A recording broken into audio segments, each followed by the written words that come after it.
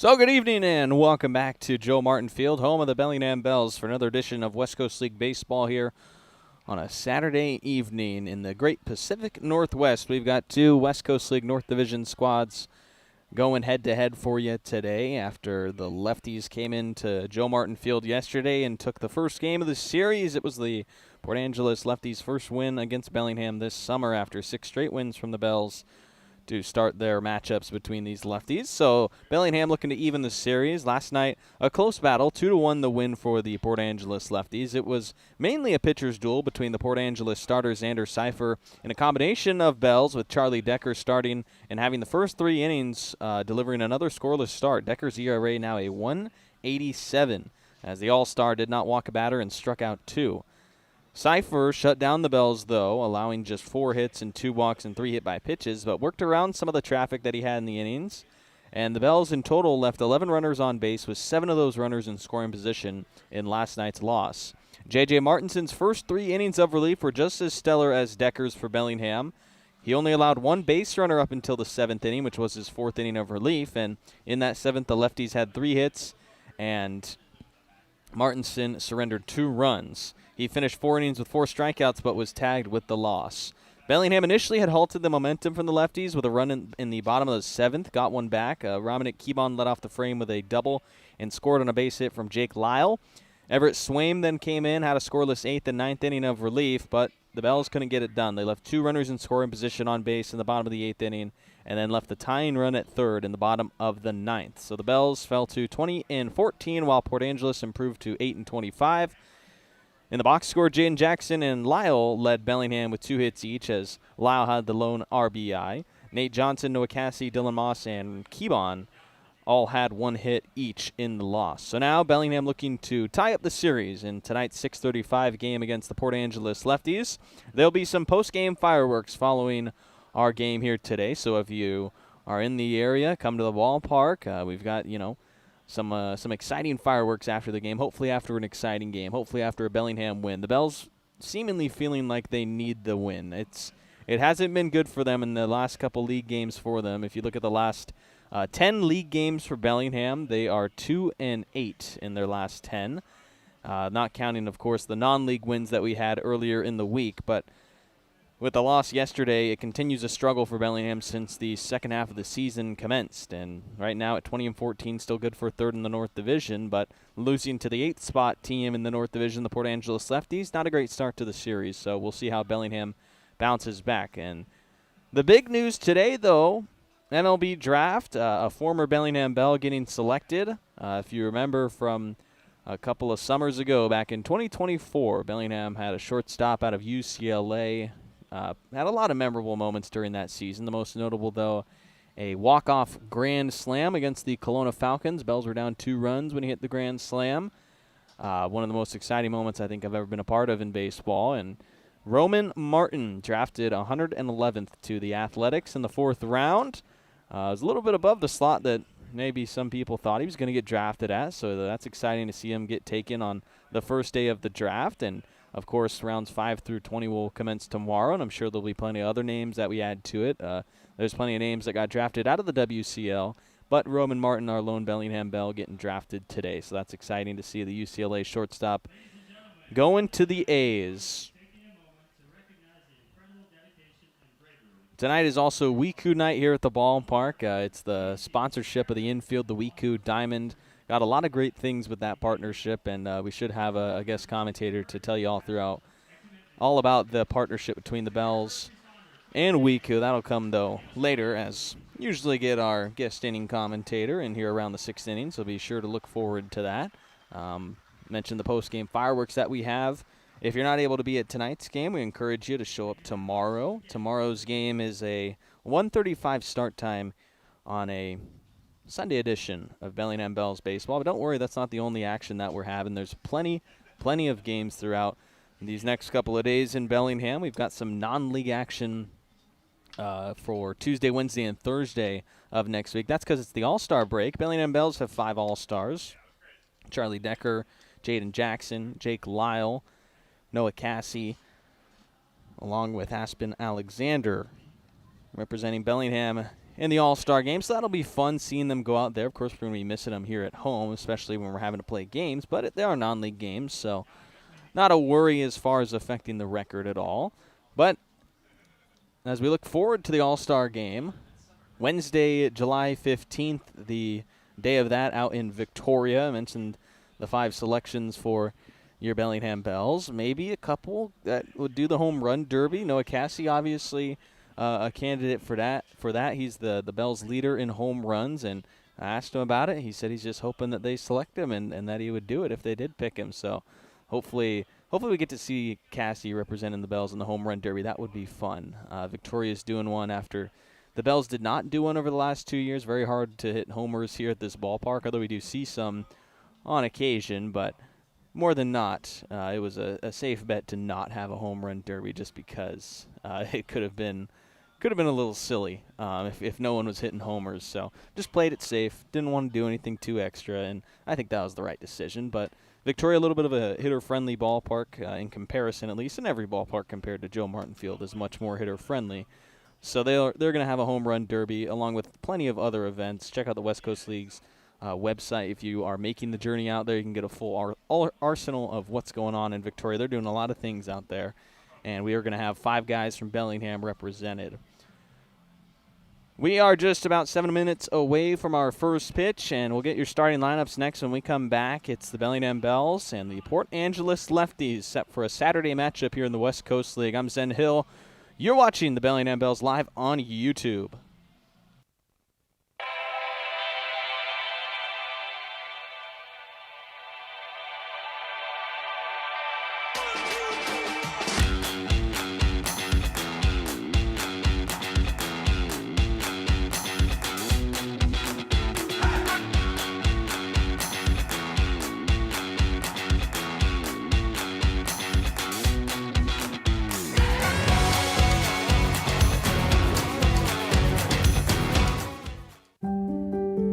Have you had a fall, sprain, or break? Skip the emergency room and go straight to the experts, Proliance Pacific Rim orthopedic surgeons. With walk-in, same-day orthopedic care, you won't have to wait for the treatment you need. And to better serve our community, we've extended our walk-in clinic hours, 1 to 8 p.m. Monday through Friday and 9 a.m. to 5 p.m. on Saturdays. Proliance Pacific Rim orthopedic surgeons. Need a break from everything? Escape to a place where anything is possible and the fun never stops. At Silver Reef Casino Resort, you'll discover world-class dining, championship caliber golf, a full sports book and bar, over 1,000 top-rated slots and table games, and so much more. Come join the fun and see why we've been consistently rated one of the region's top destinations. Visit silverreefcasino.com to book your stay and discover all the exciting events and promotions we have in store for you. Silver Reef Casino Resort, located off I-5, exit 260. At Judd & Black, great value comes with expert assistance. We're your hometown appliance store, where you can expect top-notch service and a wide selection of quality brands. When you walk into a Judd & Black showroom, you can expect to see a very friendly face that's ready to help and figure out what you need. Enjoy a shopping experience big box stores can't offer. Talk to an appliance expert at your hometown appliance store for over 85 years. Judd & Black. Back here in Bellingham, Washington, prior to our first pitch between the Bellingham Bells and the Port Angeles Lefties, Game 2 of a 3-game series here in the West Coast League's North Division. Let's take a look at your starting lineups as we look first at the visitors out of Port Angeles. Their starting lineup led off by the second baseman out of Yakima Valley College, Will Feltus. Jordan Daniels, the right fielder, batting second out of Citrus College. Ethan Wood, the West Coast League All-Star, batting third out of Regis. Caden Young, the catcher, a sophomore from Fordham, is going to do the cleaning up, with Sam Moore, the switch-hitting left fielder from Lansing College, following him. Tommy Markey, a former West Coast League All-Star, not this season, though, getting the start in center field out of Fordham. Caleb Campbell, the Centralia College third baseman, batting behind him, with Nathan Huey seeing him for the first time in the series as the DH in the 8th spot, the freshman from Faulkner. And then Brady Sprague, the shortstop out of Corbin, followed by Garrett Patterson, the pitcher, who we saw as a catcher yesterday, but will be a pitcher in this one. So that's kind of fun. Little two-way action. He'll be tossing against the Bellingham Bells lineup, which looks like this. Jaden Jackson, the starting left fielder out of UCLA, going as the leadoff man. Aspen Alexander, the starting center field, batting behind him out of Grand Canyon University. Noah Cassidy, the Texas A&M Corpus Christi Jr., starts at first base with Nate Johnson, the Tulane third baseman, cleaning up. Jake Lyle going to DH today out of Loyola Marymount, batting fifth. Bryce Johnson back in the lineup. Lewis and Clark State College right fielder, with Dylan Moss behind him in the 7th spot as the Stanford catcher. The Cal Poly shortstop KG Hattori bats 8th, and then the Stanford second baseman Rashad Hayes finishes off Bellingham's lineup, with Parker Warner getting the start for Bellingham. The sophomore from Stanford is still getting settled here in Bellingham, but he'll make the appearance today on the hill, and he's looking to lead the Bells to hopefully a win today to even up the series against the Port Angeles Lefties after the Lefties took a 2-1 win over your Bells yesterday, trying to even it up and force a rubber game for tomorrow's 1:35 game. We've got 6:35 action on tap for you. Bellingham Bells taking the field. We're excited to bring you another edition of West Coast League Baseball here in the Bells YouTube channel, and we'll see you with first pitch just after this. What's up, Bells fans? Dr. Amar here from Everstrong Therapy, the sports and performance physical therapists and rehab professionals right here in Bellingham. We are so proud to continue being the official training and rehab partner of the Bellingham Bells, making sure our boys are safe and moving their best throughout the season. So remember, when you're ready to rehab like a professional athlete, come see us at Everstrong, and we'll see you soon. Thanks so much, stay Everstrong, and go Bells.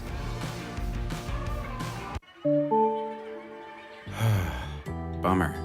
This never happens at a convenient time, does it? It's always while you're hustling to meet a deadline or trying to enjoy the game. If only there were a way to outsource this and get back to what you were doing. Well, as a matter of fact, there is.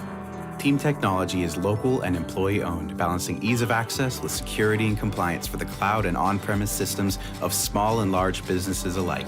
Connect with Team Technology and see how technology is easier with a team.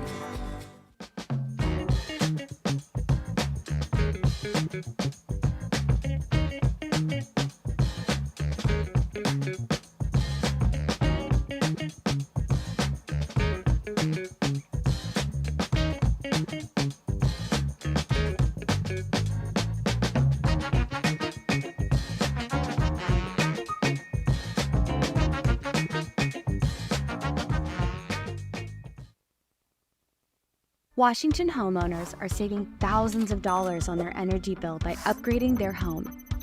And the best part is, CNGC is giving back even more money when you switch to a more efficient alternative. So you can enjoy increased property value, a higher quality of life with better appliances, and greater comfort for your family. Scan this QR code or go to cngc.com and save money on your energy bill.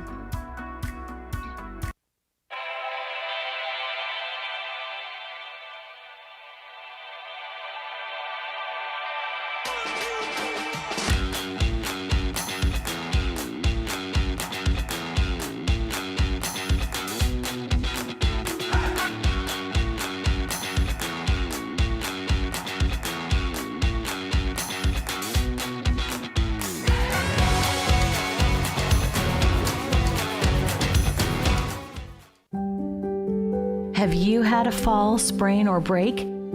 Skip the emergency room and go straight to the experts, Proliance Pacific Rim orthopedic surgeons. With walk-in, same-day orthopedic care, you won't have to wait for the treatment you need. And to better serve our community, we've extended our walk-in clinic hours, 1 to 8 p.m. Monday through Friday and 9 a.m. to 5 p.m. on Saturdays. Proliance Pacific Rim orthopedic surgeons. Need a break from everything? Escape to a place where anything is possible and the fun never stops. At Silver Reef Casino Resort, you'll discover world-class dining, championship caliber golf, a full sports book and bar, over 1,000 top-rated slots and table games, and so much more. Come join the fun and see why we've been consistently rated one of the region's top destinations. Visit silverreefcasino.com to book your stay and discover all the exciting events and promotions we have in store for you. Silver Reef Casino Resort, located off I-5, exit 260. At Judd & Black, great value comes with expert assistance. We're your hometown appliance store where you can expect top-notch service and a wide selection of quality brands. When you walk into a Judd and Black showroom, you can expect to see a very friendly face that's ready to help and figure out what you need. Enjoy a shopping experience big box stores can't offer. Talk to an appliance expert at your hometown appliance store for over 85 years. Judd and Black.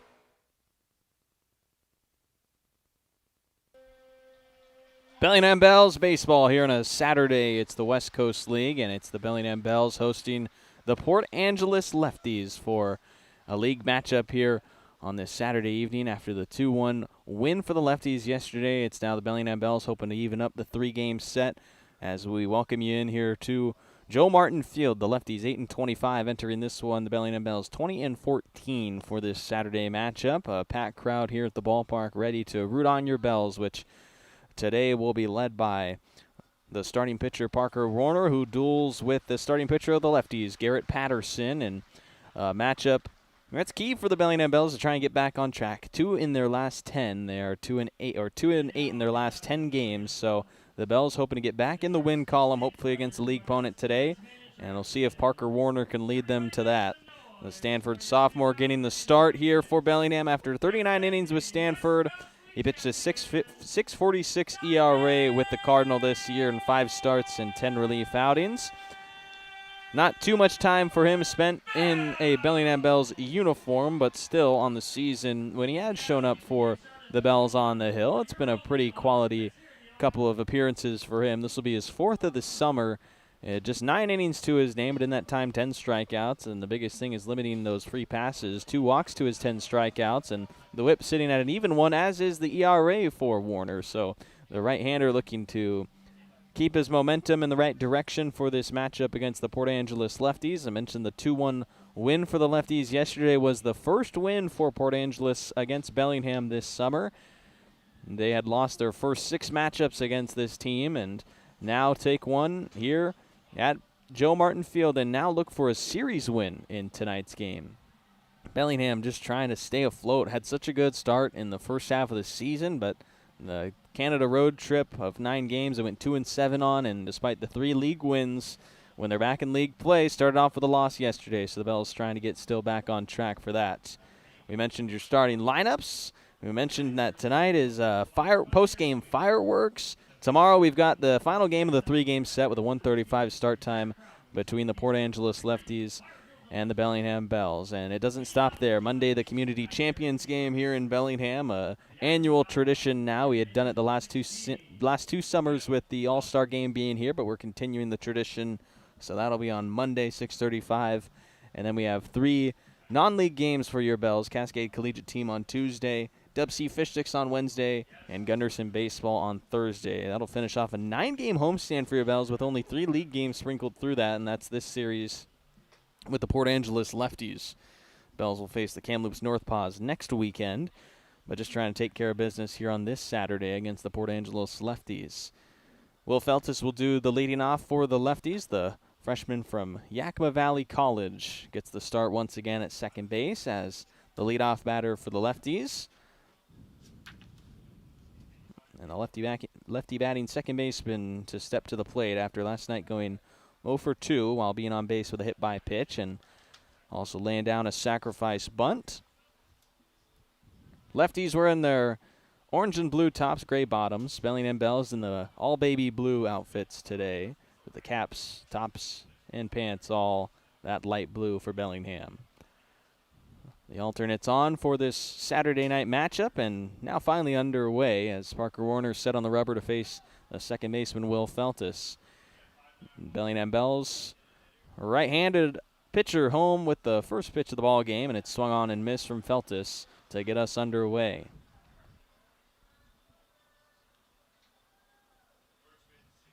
Feltus on the summer for the Lefties, 286 his batting average as he makes his 13th start of the summer. Swung and missed at the first pitch strike from Warner. This one he does the same. 0-2 on a 91-mile-an-hour fastball from Warner to get ahead of the second baseman Feltus. 9 strikeouts and 35 at-bats for this leadoff hitter for Port Angeles. A .479 batting average for him.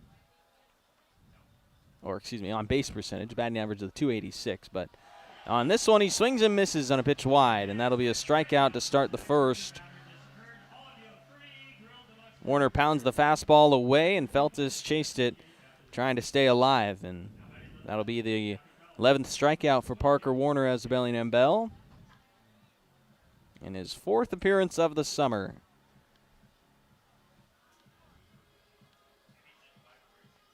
Daniels now to bat. Port Angeles' right fielder in today's game.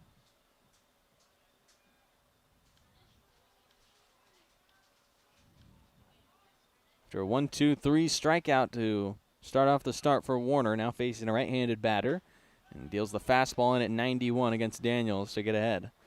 The last time out for Parker Warner, 5 innings pitched on the 4th of July at Nanaimo. He earned the win in the 11-4 victory for the Bells over the Night Owls.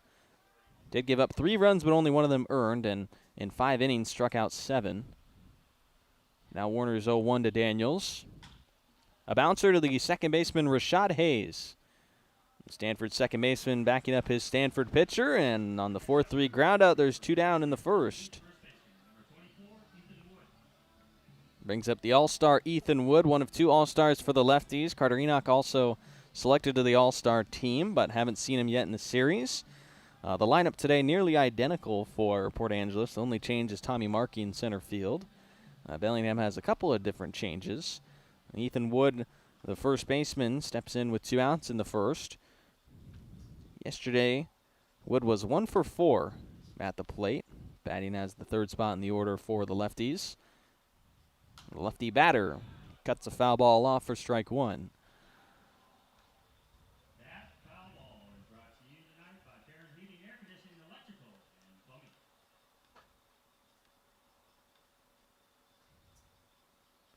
Wood on the summer, 322 batting average for him as he plays in his 32nd game of the year. He's made all 32 starts in that time. It's only 1 game missed for him with Port Angeles. Ball from Warner missing low.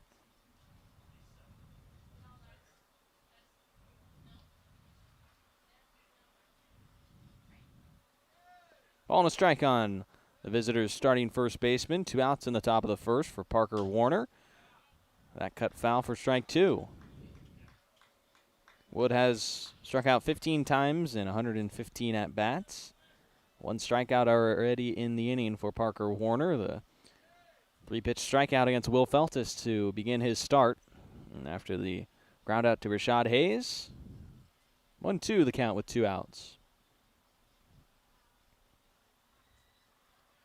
As Warner comes home to Wood, it's a bouncer. The pitcher himself will have it and jog all the way to first base himself to take the unassisted putout to cap his 1-2-3 first inning. That brings the Bells up, looking for some early runs as they try and nab a win here on this Saturday evening. What's up, Bells fans? Dr. Mar here from Everstrong Therapy, the sports and performance physical therapists and rehab professionals right here in Bellingham.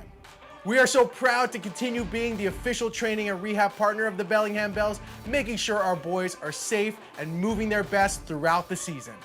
So remember, when you're ready to rehab like a professional athlete, come see us at Everstrong, and we'll see you soon. Thanks so much, stay Everstrong, and go Bells.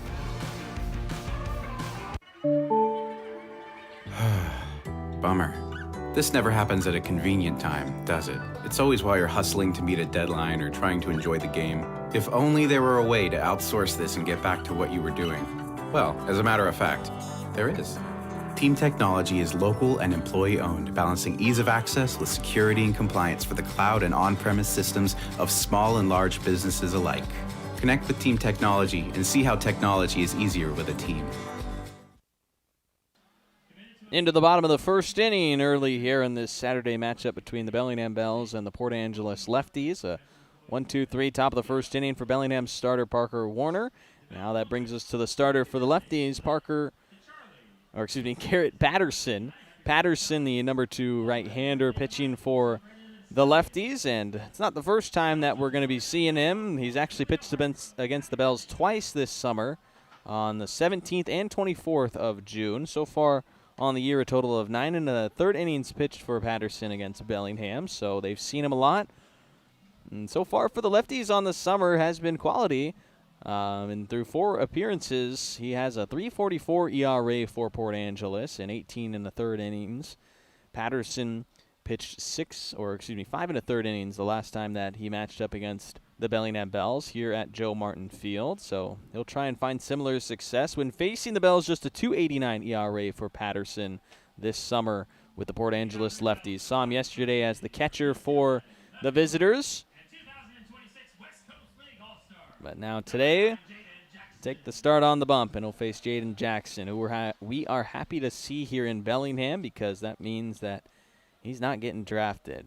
He is committed to UCLA. This is a guy that could be drafted, but when there's a guy that can be drafted that has a good college commitment, especially to a program like UCLA, if he wants to go to college, you're going to have to pay him a lot of money to not have him go to college. And Jaden Jackson looks like he's headed to the Bruins this year. Good sign for them, and a good sign for us here in Bellingham. Going to get him for a little bit longer through this summer, and that's exciting. As Garrett Patterson's first pitch fastball is a miss low for ball 1 from the starting right-hander against the lefty batting left fielder for the Bellingham Bells. Jackson, a ground ball on the second pitch. It's Feltus snaring it there on his trot to his left. Went down to a knee to retire Jackson for the first out in the first inning.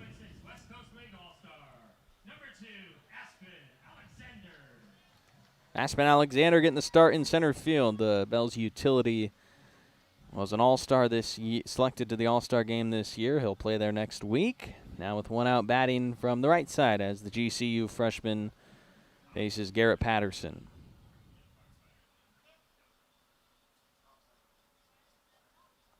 One out pitch to Alexander is low for ball 1 on the fastball. Patterson, through the 9 1/3 innings pitched through 2 outings against Bellingham, has allowed 8 hits and 2 walks for 3 runs, only 2 of them earned. He has struck out 9 Bells through the 9 1/3 he's thrown. Strikeout stuff has worked for him this year. It's been one of the strengths of this right-handed pitcher through his just over 18 innings, having 24 strikeouts to only 6 walks. Alexander in the driver's seat of a 3-0 count after 3 straight misses from Patterson.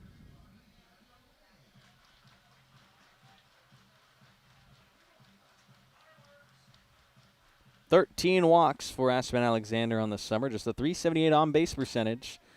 There's a strike down the middle, 3-1.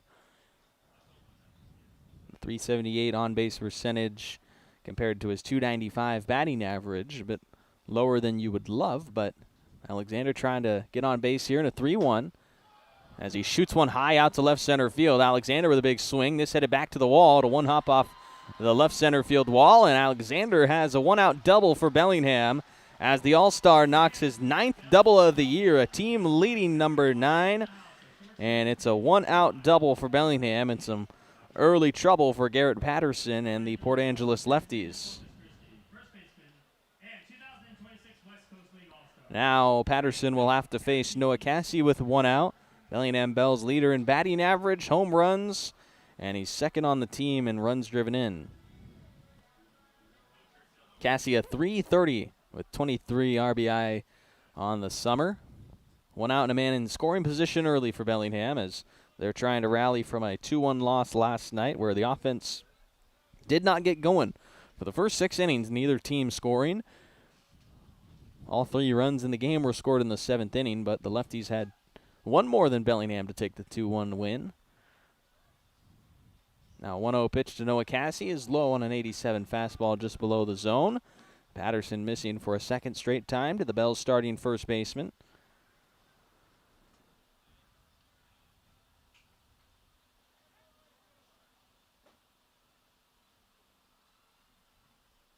Behind in the count once again, looking back at that base runner Aspen Alexander after his double, and that fastball finds the zone for a 2-1 on Cassie.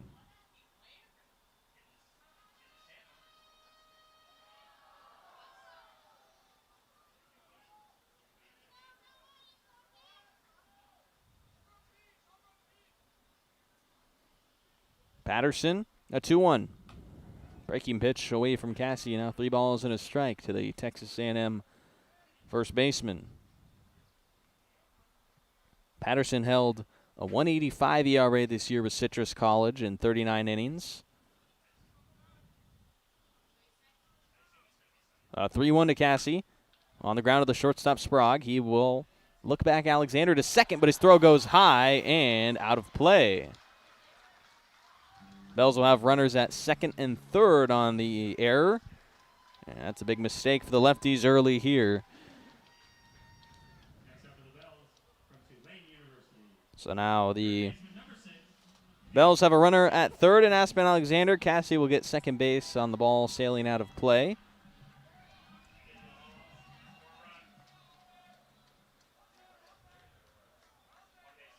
Thirteenth error for Brady Sprague on the year. Now it's going to be Nate Johnson, but actually, Aspen Alexander gets to go home is what they're saying. And it looks like Donald Bray is going to come talk with the umpires to see why that is the case. Alexander was back at second base, but with the error going out of play, you would have Noah Cassie being at first base no matter what, and then it gets to advance to second base with the ball being wild. That's why Cassie would be at second, and Donald Bray is arguing whether that's the case for a base runner that's just standing at second base. They're not going towards third. And that's where they're looking for the clarification. As it stands right now, it looks like Bellingham's going to have their first run, unless it's changed.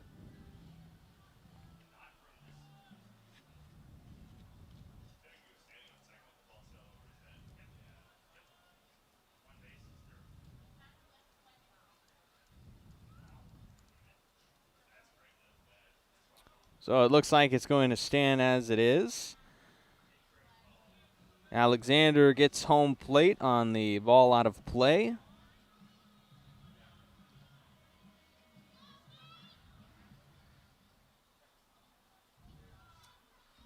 So the Bells have a run in and a man on second for Nate Johnson, who takes strike one.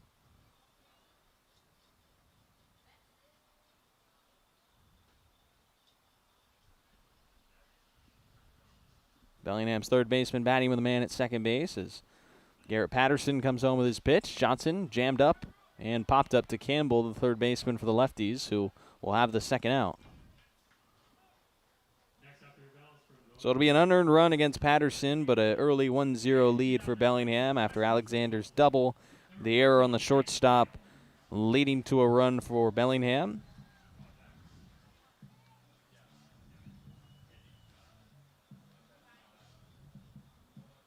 And after Johnson's out, it brings up Jake Lyle.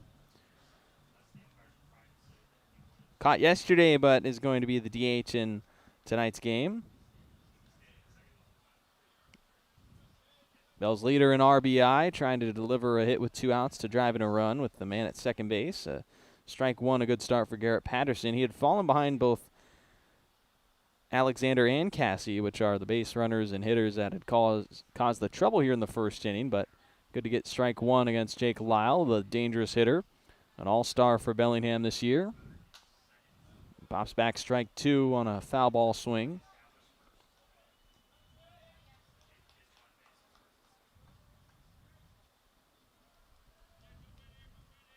So 0-2 the count on Lyle. Patterson looks to put away the first inning with just a run of damage. Here's the right-hander's pitch. That is just called for ball one. The fastball missing a touch outside.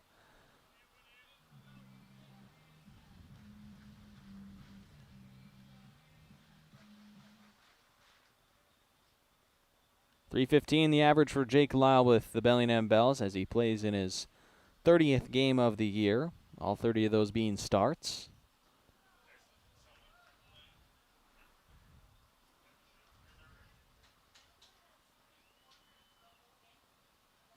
Two balls and 2 strikes after that miss from Garrett Patterson.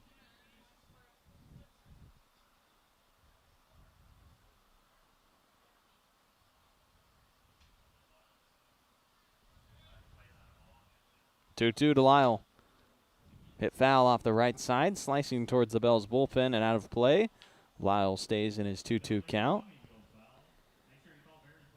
So Alexander with his one-out double in the first inning, getting scored on the E6. The ball put in play by Noah Cassie, a high throw that went out of play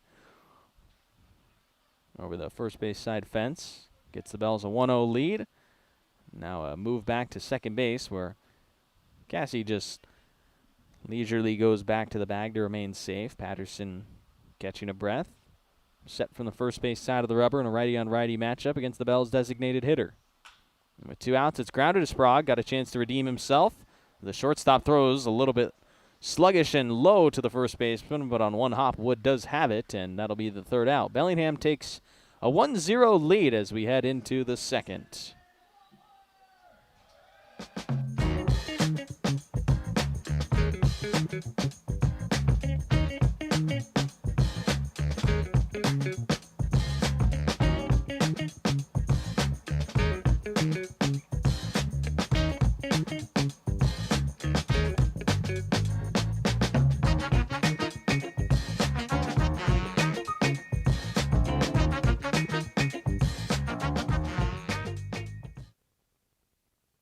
Washington homeowners are saving thousands of dollars on their energy bill by upgrading their home. And the best part is, CNGC is giving back even more money when you switch to a more efficient alternative. So you can enjoy increased property value, a higher quality of life with better appliances, and greater comfort for your family. Scan this QR code or go to cngc.com and save money on your energy bill. Into the 2nd inning here at Joe Martin Field as the Bellingham Bells now hold a 1-0 lead over the Port Angeles Lefties, and the Bells back on defense. We'll take a look at their defensive lineup today.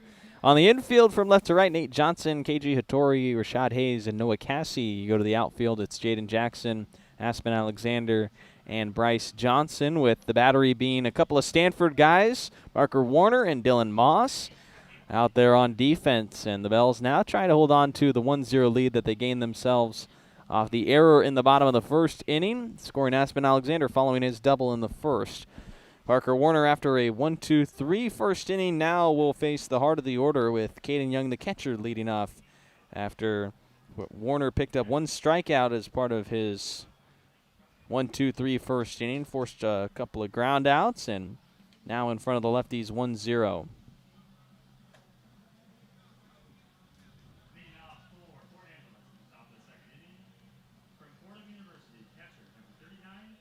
So Caden Young to do the leading off, 260 his batting average on the summer with the Lefties as he starts in his 24th game of the year. 4, 5, and 6 hitters due up for the Lefties, now chasing 1 after their 2-1 win last night. Bellingham has struck first and struck early. No runs through the first 6 innings of last night's game, but tonight already a run for the Bells.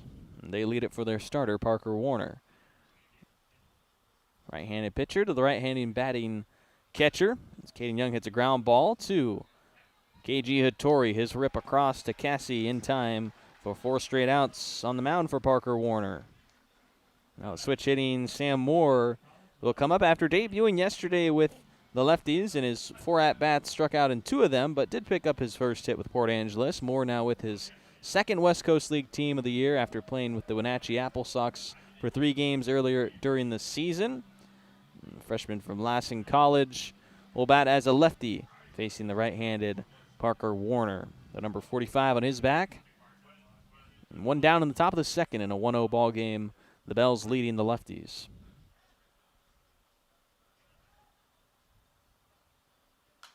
First pitch, a foul ball from Moore, and Warner ahead of another batter. The Stanford right-hander, 39 innings this year, 5 starts, and 10 relief outings for Warner. Mentioned in his first inning the 6.46 ERA that he held. That was due to his 23 walks issued and 55 hits allowed. He struck out 38 in 39 innings. And on an 0-1, it's fouled away by Sam Moore for strike 2. This year was his sophomore year with Stanford. He pitched 12 2/3 innings as a freshman, gave up 12 runs in that time. He was used as a starter in 6 appearances, and then came out of the bullpen 3 times with the Cardinal back in 2025. 0-2, he leads the count on Sam Moore. And Moore swings and misses at a pitch low. Drop third strike that Dylan Moss will throw to Cassie at first base to secure the second strikeout for Parker Warner. And there's 2 down in the second inning.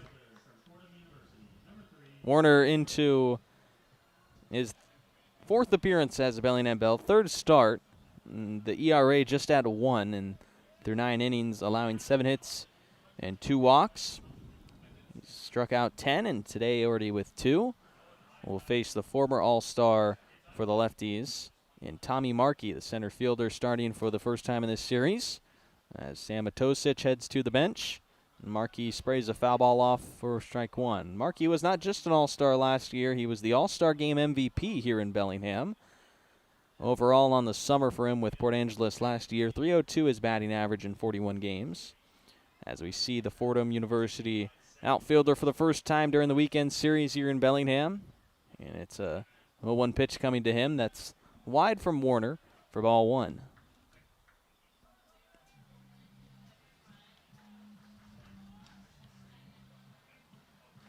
Markey with the Lefties this year, .250 his batting average as he appears in his 22nd game, just his 15th start of the summer with Port Angeles this year.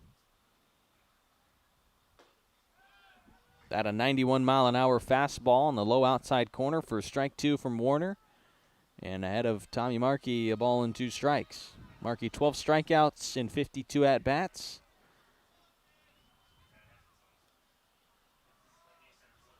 Already 2 punch-outs for Warner in his start. 5 straight retired to start off the game for him.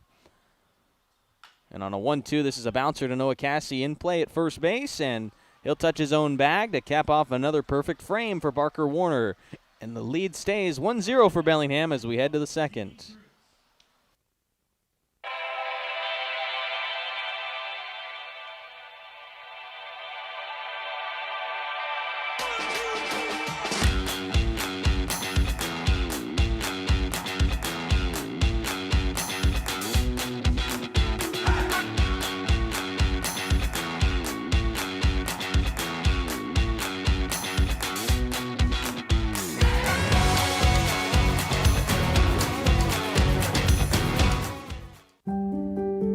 Have you had a fall, sprain, or break? Skip the emergency room and go straight to the experts, Proliance Pacific Rim orthopedic surgeons. With walk-in, same-day orthopedic care, you won't have to wait for the treatment you need. And to better serve our community, we've extended our walk-in clinic hours, 1 to 8 p.m. Monday through Friday and 9 a.m. to 5 p.m. on Saturdays. Proliance Pacific Rim orthopedic surgeons. Into the bottom of the second inning here live from Bellingham, Washington. It is a 1-0 lead for your Bells over the Port Angeles Lefties. Looking for some revenge after last night's win for the visitors, a 2-1 victory. The Bells tagged Patterson for 1 run in the bottom of the first, but not necessarily against him because it was the error that costed the run for Bellingham. And now here into the second, he'll try and keep the Bells off the scoreboard anymore. Looking at the defense for the Port Angeles Lefties in this one, on the infield from left to right, it's Caleb Campbell, Brady Sprague, Will Freltis, and Ethan Wood. And the outfield, Sam Moore in left, Tommy Markey in center, and Jordan Daniels in right, with Caden Taylor doing the catching in the battery with Garrett Patterson. Bryce Johnson to do the leading off for Bellingham in the bottom of the second inning. As he's back in the lineup, haven't seen him since the Nanaimo series. Didn't play in the non-league games and an absence in last night's game, but the right fielder back in there. Bryce Johnson throughout the summer had been an everyday player for the Bells. This is his 29th start of the year. The Meridian High School alum here in Bellingham for his second Bells stint out of Lewis and Clark State College. Batting a cool .277 on the year for him. That's a low strike given for strike 2 on Johnson. He struck out in 22 plate appearances and 112 at-bats. Third most strikeouts on the team at the plate. And on a 1-2, he goes down via a K. Patterson sits him down for his first strikeout. And that begins the second inning with an out for the Lefties right-hander. Now Dylan Moss doing the catching today. Batting 7th in the order, and with 1 out will bat here for the first time in the ball game as he steps up with a 1-0 lead in the bottom of the second. 253 the average for Moss on the summer. Yesterday he was the designated hitter and went 1 of 3 with a walk and a single, being left on base both times, though. Bells left 11 runners on base in last night's loss. 7 of those runners left in scoring position. It's tough to find the offense for Bellingham. Not necessarily getting on base, but just finding the big hit that got the runs in. They were getting plenty of traffic against the lefties, but just couldn't get that next swing to score some runs. Wasn't even like we had some close plays at home. Just weren't getting anything really in play when it came to trying to drive in a run. As Moss bounces this one to Feltus, the second baseman, throws, and a stretch from Wood at first base has the second out in the second. And a good start to the frame for Patterson, 2 up, 2 down. As the right-hander looks for a scoreless inning for the first time in his start. KG Hattori, the shortstop, the third batter up here in the bottom of the second for Bellingham. The Cal Poly commit here in Bellingham, a stop after graduating high school and before he gets to the collegiate level, getting some reps in with Bellingham here in the West Coast League, coming from Redondo Union High School. 280 his batting average as he appears in his 15th game of the year. Slicing away a foul ball for strike 1. Patterson has sat down the last 4 bells that he has faced after surrendering the run in the first inning.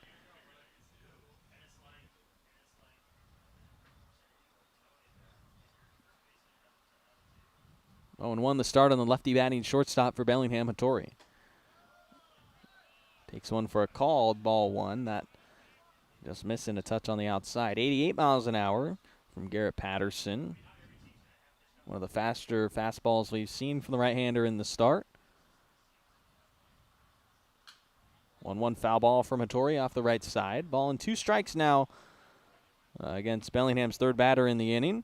As Patterson looks for his first perfect frame. So far, Parker Warner has had 2 of those through the first 2 innings.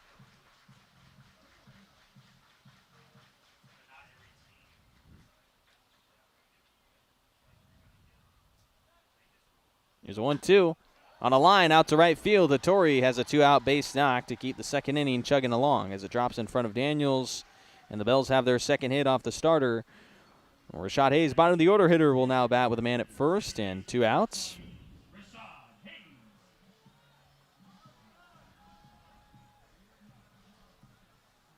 Hayes trying to add to a 1-0 Bellingham lead here in the bottom of the second. 283 is batting average entering this game.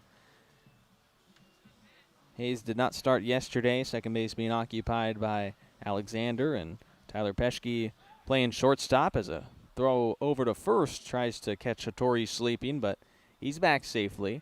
0 of 1 on his steal attempts this year is Hattori, who gets his lead off of first once again. Garrett Patterson faces Rashad Hayes with 2 outs. Hayes swinging through the first one, and that throw goes over the first baseman as Young was looking for a back pick, and Hattori will get a free base on the lefty's second error of the contest, as now Hattori moves into scoring position. Hayes did swing and miss at the pitch, so 0-1 to start the at-bat for Bellingham's second baseman. But a man up into scoring position for the Stanford freshman, heading into his sophomore season with the Cardinal. Just 14 at-bats this year with Stanford.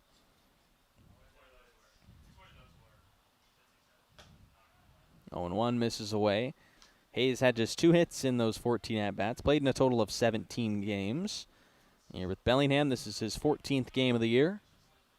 Coming on July 11th on this Saturday evening in the Pacific Northwest. 2-1 the count on Hayes after that miss. Dropped out of the glove of Young, but not wild enough to push Hattori up another base. He's already taken a free 90 feet off the error from Young. 2 balls and a strike to count on Hayes. 2 outs in the bottom of the second. 1-0 the lead for Bellingham. As Patterson throws, and the right-hander gets himself his second strike. Deuces wild in the second for Garrett Patterson facing Hayes. 2-2 the count on the second baseman wearing the number 20 with the number 2 right-hander throwing on the mound. As he comes set and looks back at second base where Hattori has a lead off of. Patterson home to Hayes. And a slider is wide for ball 3 and a full count. Top of the order, Jaden Jackson on deck if Patterson pushes it to him. Rashad Hayes trying to make sure that happens. 3-2 as Patterson just makes a move back to second base. Big secondary lead from Hattori there on a hop, and Young dropped his glove to signal to his pitcher to maybe take a look back at that base. Now here's the 3-2. Hayes got a piece of it on a swing, so the foul ball keeps him alive in a 3-2 count. You'll see another payoff pitch from Patterson.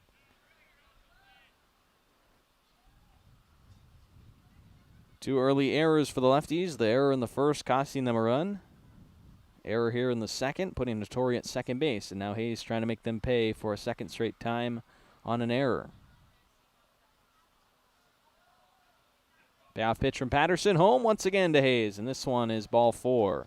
Hayes will take his walk, and the lineup flips over back to Jaden Jackson. Jackson grounded out to second base in his first trip to the plate. And now the all-star outfielder will bat for the second time against Garrett Patterson in only the second inning. And through 17 games, 16 runs driven in for Jackson.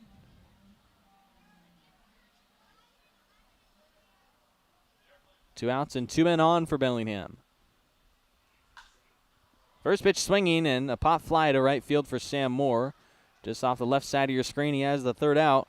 And that'll finish a scoreless second inning. We go to the third, 1-0 the lead for Bellingham here on the Bells YouTube channel. Need a break from everything? Escape to a place where anything is possible and the fun never stops. At Silver Reef Casino Resort, you'll discover world-class dining, championship caliber golf, a full sports book and bar, over 1,000 top-rated slots and table games, and so much more. Come join the fun and see why we've been consistently rated one of the region's top destinations. Visit silverreefcasino.com to book your stay and discover all the exciting events and promotions we have in store for you. Silver Reef Casino Resort, located off I-5, exit 260. At Judd & Black, great value comes with expert assistance. We're your hometown appliance store where you can expect top-notch service and a wide selection of quality brands.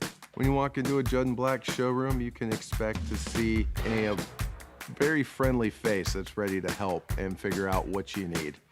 Enjoy a shopping experience big box stores can't offer. Talk to an appliance expert at your hometown appliance store for over 85 years. Judd & Black. When pain or injury slows you down, Peace Health Orthopedics, Sports Medicine, Foot and Ankle, and Trauma Services are here to help. Our experienced orthopedic team cares for bones, joints, and muscles, offering personalized treatment and same-day appointments. From everyday aches to unexpected injuries and joint replacement, Peace Health helps you move better, feel stronger, and get back to your life. Learn more about Peace Health Orthopedics at peacehealth.org. That's peacehealth.org. Into the third inning, and still the 1-0 lead for the Bellingham Bells for Parker Warner, the starting right-hander, who has gone 6 up, 6 down to start his first 2 innings here against the Port Angeles Lefties. Game 2 of a 3-game set in Bellingham. It's the 8th overall matchup for the Bellingham Bells and the Lefties this year as they play their 3rd series facing each other during this 2026 season. And Parker Warner's first pitch of the third inside to Caleb Campbell. The third baseman for the Lefties getting his first look at Warner. 2 strikeouts and 4 groundouts. The outs for Warner in the first 2 innings. He's retired 6 straight. And on a 1-0 fastball at 90 miles an hour, that just off the black. So it'll be a 2-0 start to the at-bat against Campbell. Campbell starting in his 15th game of the year for Port Angeles, 19th overall appearance. Driver's seat of a 2-0 count as the hitter's count pitch is swung on and missed for strike 1. Campbell enters this at-bat with a .224 batting average on the summer for him.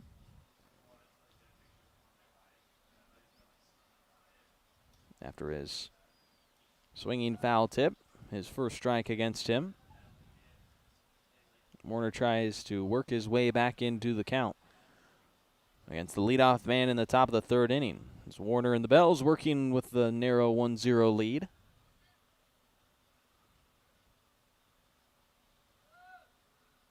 2-1 pitch from the righty. A bouncer to Hattori, who slides and can't get it at the shortstop position. It trickles out in left field, and the lefties having their first hit. Campbell gets the leadoff single in the third as the first knock off the starter, Parker Warner. As Campbell picks up his 12th hit, it brings up the number 34 designated hitter, Nathan Huey. For the first time in the series, Huey batting for the lefties. 21st game played for Port Angeles this year. He struggled, just 7 hits and 47 at-bats. Good for a 149 batting average. Lefty hitter out of Faulkner swings through strike one.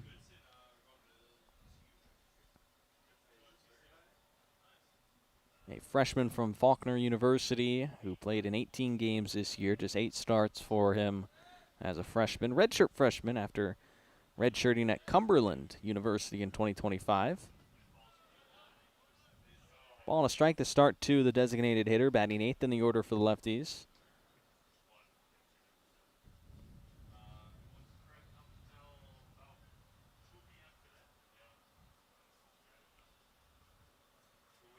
One and one. A low miss to Huey for ball 2.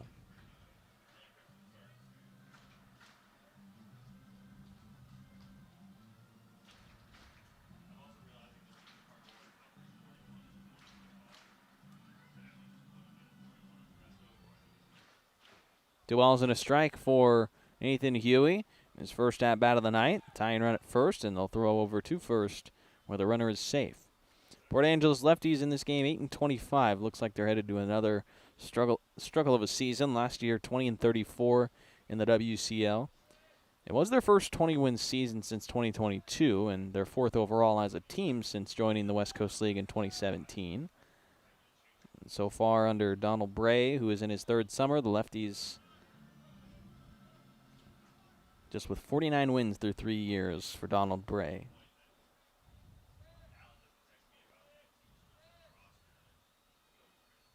$112 losses to go along with that as Huey swings through strike 2, and we have a full count with no outs and a man at first. Lefties became a team after the Kitsap Blue Jackets moved to Port Angeles. Following the 2016 season, the Blue Jackets, a founding team of the West Coast League. 3-2 to Huey on the full count. Foul ball, and Warner will have to deliver another one. Lefties in their history now just one of 3 teams in the West Coast League to never clinch a playoff berth. One of 4 to never have a winning season.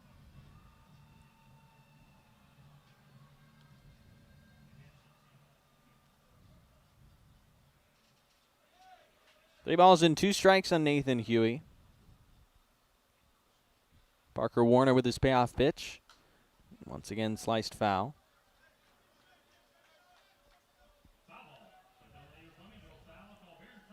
Looking for another 3-2 pitch for Parker Warner. Can it be the put-away pitch? He's got 2 strikeouts and a hit so far through his 2 innings pitch, now into the 3rd.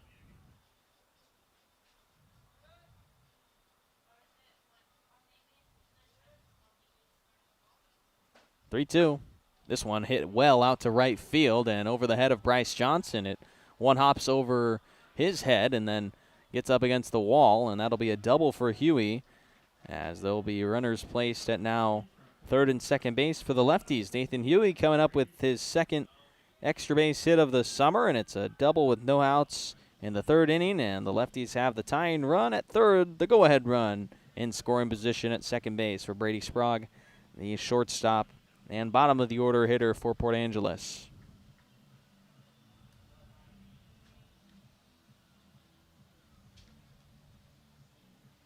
Warner, of the 7 hits he had given up entering the start, 2 of them were doubles. Now of the 9 hits total on the year, 3 of them doubles. 1/3 of the hits against this righty, 4 extra bases. Now 2 men in scoring position as the infield goes in for Bellingham, trying to keep the 1-0 lead and keep the run from scoring. No outs, so plenty of ways to tie up the game for Port Angeles. Sprague will do just that to make up for his error that costed the lefties the run back in the 1st inning. The .238 hitter has a chance to add to his lone RBI on the year, just 1 RBI for the shortstop. getting just his 7th start of the summer, but 19th overall appearance as he goes around on strike 1. It's an out ball and a strike. Parker Warner, that pitch just at 87 miles an hour. We saw him throwing in the 90s at the start of his start. Velo is ticked down here into the 3rd frame.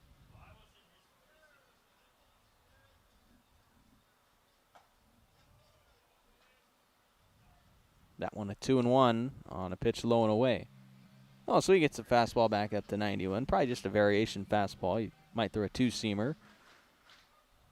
Still learning Parker Warner. He hasn't been with the Bells for all too long, so he has only made 3 appearances on the year. This is his 2nd at home, as that's just a bouncer foul for strike 2 against the bottom of the order hitter. This is a position where Warner would love to get his 3rd strikeout. It's the best way to get yourself towards closing out this 3rd without giving up the lead. Nothing put in play. Keeps things from getting complicated, but Sprague will try and shorten up on his 2-2 count. With men at 2nd and 3rd. Bells holding on to a 1-0 lead, but that in jeopardy here in the top of the 3rd. Warner's 2-2.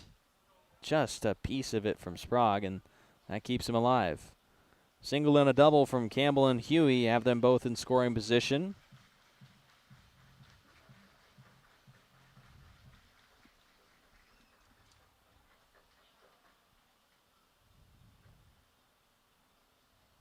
Warner having a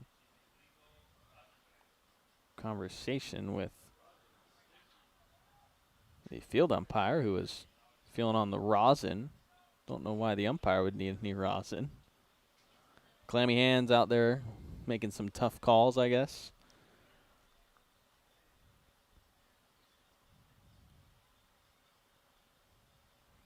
Warner's set for his 2-2 pitch. It's Brady Sprague. High chopping grounder to Hattori. Runner trying to go home, and the shortstop guns him out at the plate. Campbell is out on the 6-2 putout, and that's why you put the infield in for plays like that. That a high hopper to Hattori, too. Able to get it, transfer in time, and Sprague does get on first base with the fielder's choice. There'll be runners on the corners, but now 1 out, and a double play could get you out of this 3rd inning. With that, the Bells middle infielders will play back for just that, the double play, while the corners remain slightly in. Dylan Moss, the catcher, going to give the sign just to confirm all that to the defense. As it's the top of the order, Will Feltus trying to tie the game. That tying run 90 feet away in Nathan Huey for Port Angeles.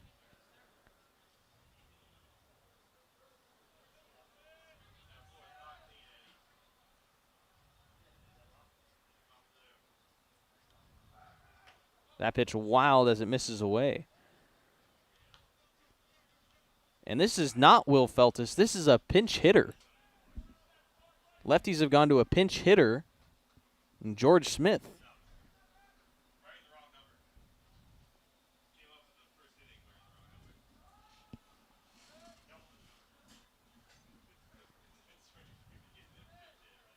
George Smith at the plate, swinging and missing. I'm actually being told that this isn't George Smith. This is Will Feltus in a different jersey number. George Smith is listed as a right-handed batter, so yes, he would not bat from the left side, but the lineup card, Feltus is listed as number 16, so that a mistake on the coaching staff of Lefties. Confusing. 2 balls and a strike after that miss, so still Will Feltus in a 2-1 count. He struck out swinging in the 1st inning. Men on the corners for the Lefties.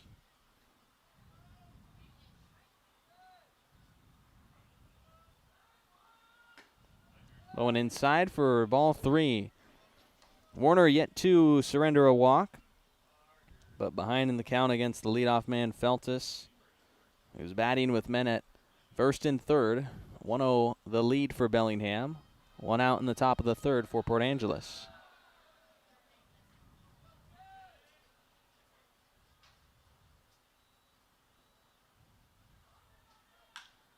Shot out to left field and deep enough to Jaden Jackson to likely score a run. He'll secure the catch and just throw it to second base as the sacrifice fly will tie the game from Feltus. He collects his third RBI of the year on that sac fly. And Huey scores after his double. And it's even at 1 run apiece in the top of the third.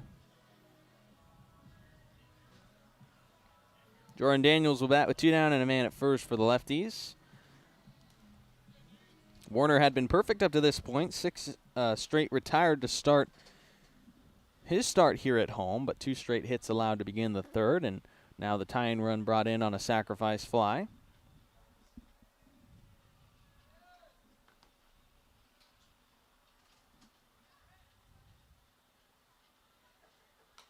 Two-out foul ball from Daniels for strike 1. He hit into a ground out to the second baseman Hayes in his first at-bat.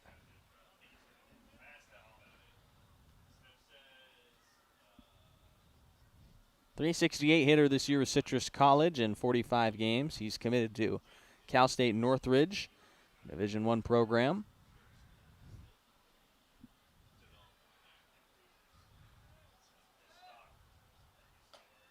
A 1 called for a strike. Got the outside, and now 0-2 on the right fielder.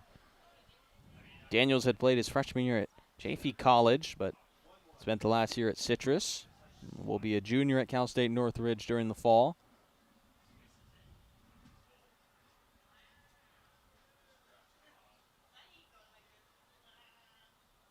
Parker Warner with 2 outs and 0-2. Pitch to Daniels. Half-hearted swing to stay alive as he got the barrel to the bat.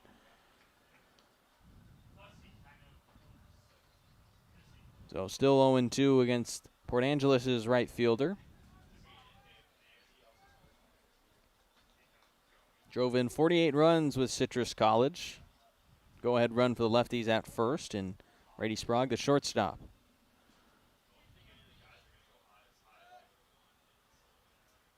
Oh, and 2. Another foul from Daniels.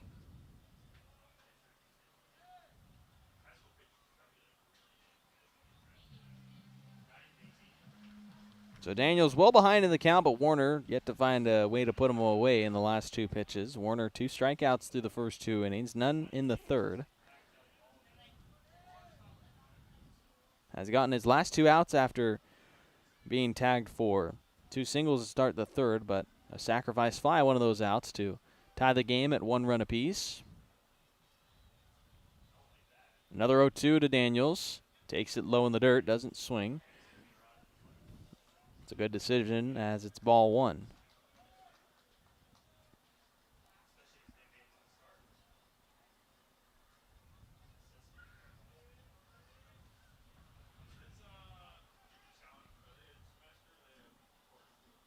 Warner set for a 1-2 pitch to Daniels with 2 outs in the top of the third. Grounded to the third baseman Johnson, who will field and throw to Cassie at first. Port Angeles ties the game in the third inning. It's 1 run apiece as we go to the bottom of the third here in Bellingham. A brand new ball game headed into the bottom of 3. What's up, Bells fans? Dr. Mar here from Everstrong Therapy, the sports and performance physical therapists and rehab professionals right here in Bellingham. We are so proud to continue being the official training and rehab partner of the Bellingham Bells, making sure our boys are safe and moving their best throughout the season. So remember, when you're ready to rehab like a professional athlete, come see us at Everstrong and we'll see you soon. Thanks so much, stay Everstrong, and go Bells.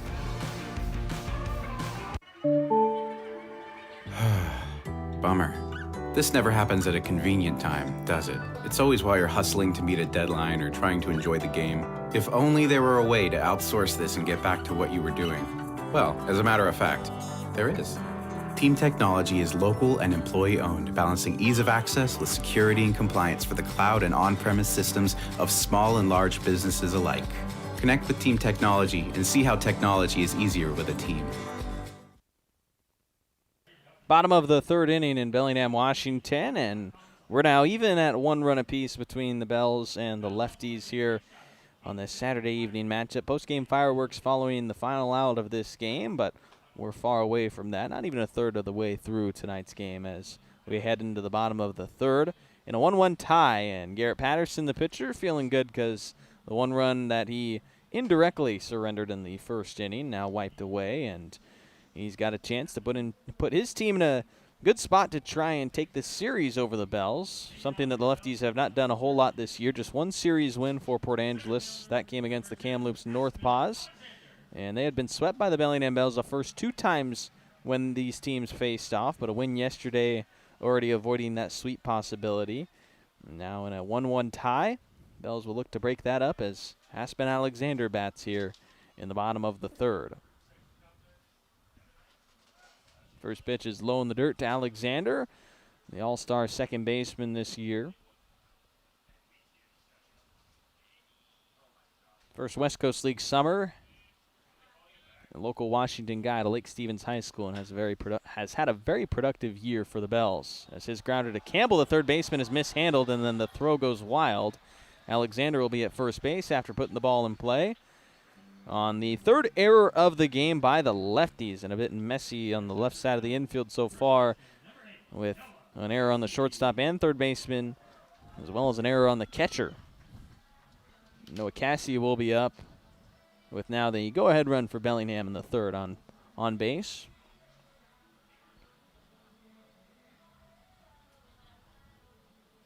Noah Cassie to bat, the Bells team leader in home runs, team leader in batting average, and among the leaders as well with his RBI and runs scored. He's done it all in his third summer with the Bellingham Bells. Last year had the batting average with Bellingham. This year the power has come through as well, and a well-deserving all-star.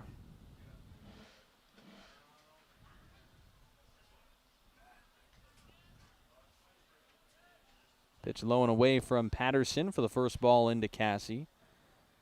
Hit just 208 this year with Texas A&M Corpus Christi. Only got 53 at-bats. Patterson trying to pick off Alexander at first, who is still there safely.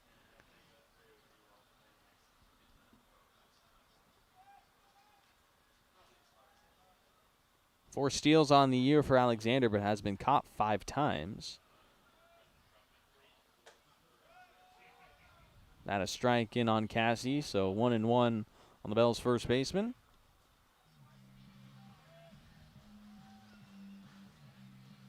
Eleven hits and 53 at-bats for Cassie at Texas A&M Corpus Christi, as another pickoff throw to first, but Lefties thought they got that one. Umpire says they did not. First base coach Riley Parker having a word with Alexander as well.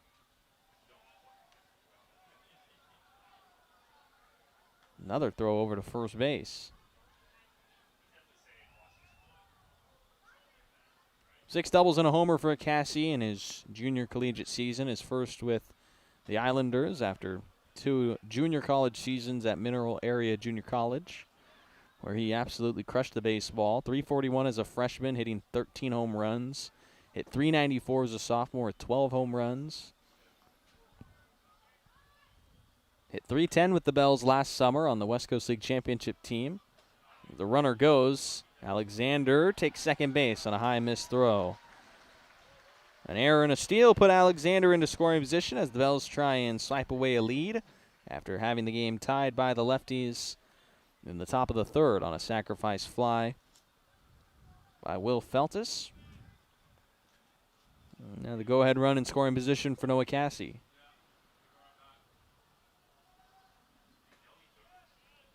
Two-two breaking pitch is ball 3 and a full count on Cassie.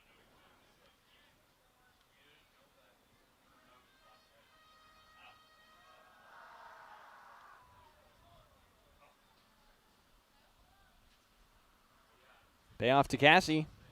Spoils it foul to stay alive. So still 3-2. Cassie reached on the error by Brady Sprague, the shortstop, in his first at-bat. Getting deja vu seeing Alexander at second base with Cassie batting. It was Alexander's double that put him there in the first inning, but now they're at second base off the error and a steal. See if Cassie can try and drive him in. Indirectly did that in his first at-bat. Another foul ball will force another 3-2 pitch as Cassie's got a quality at-bat here against Garrett Patterson.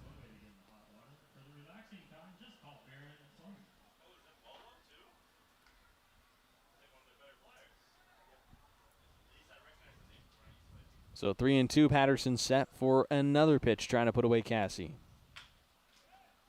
That bounced foul towards the lefties dugout.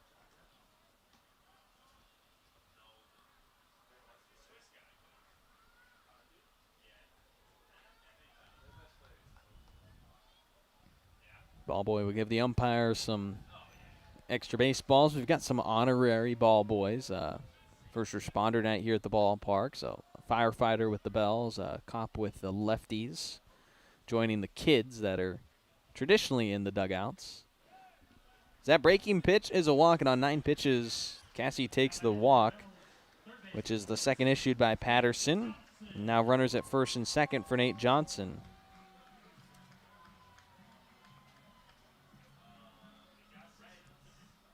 Mound visit for the Lefties with men at first and second base. Ahead of the at-bat against the third baseman Johnson, who this year with Tulane hit 277 in 50 games after holding a .411 on-base percentage in his freshman year, at a .406 with Tulane. 13 extra base hits for Johnson with 4 homers, 6 doubles, and 3 triples. In Bellingham for the first time after playing a brief stint in the California Collegiate League last summer for the Caneo Oaks. In the 5 games that he played in, had 5 hits, one of them a home run, hit .385. With Bellingham right now, does have the batting average of a .300, but yet to see the counting stats as far as the RBI really represent how dangerous of a hitter he can be. He scored a lot of runs, but has a chance to do some driving in of the runs with men at first and second base to face him here in the bottom of the 3rd inning as he looks to break up the 1-1 tie.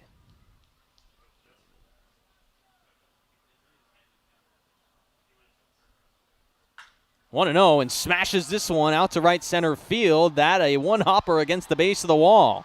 Alexander coming in to score as Daniels relays the ball in. It's an RBI double for Nate Johnson, and the Bells retake the lead 2-1. Alexander scoring after reaching on the air. Cassie was held up at third base. A good relay in from Daniels in time, but it is a 2-1 lead for Bellingham after that knock from Johnson. The third hit off of Garrett Patterson, and now Jake Lyle will bat with men at third and second base. Team leader in RBI with 30 to bat after Johnson picks up his 6th run batted in of the summer. Lyle after a ground out to the shortstop in his first at-bat, hunting for his first hit, looking to drive in some runs. The first pitch is a miss from Patterson for ball 1 to Lyle. Johnson gets his 3rd double of the year on his 16th hit there to make it 2-1 Bellingham the lead.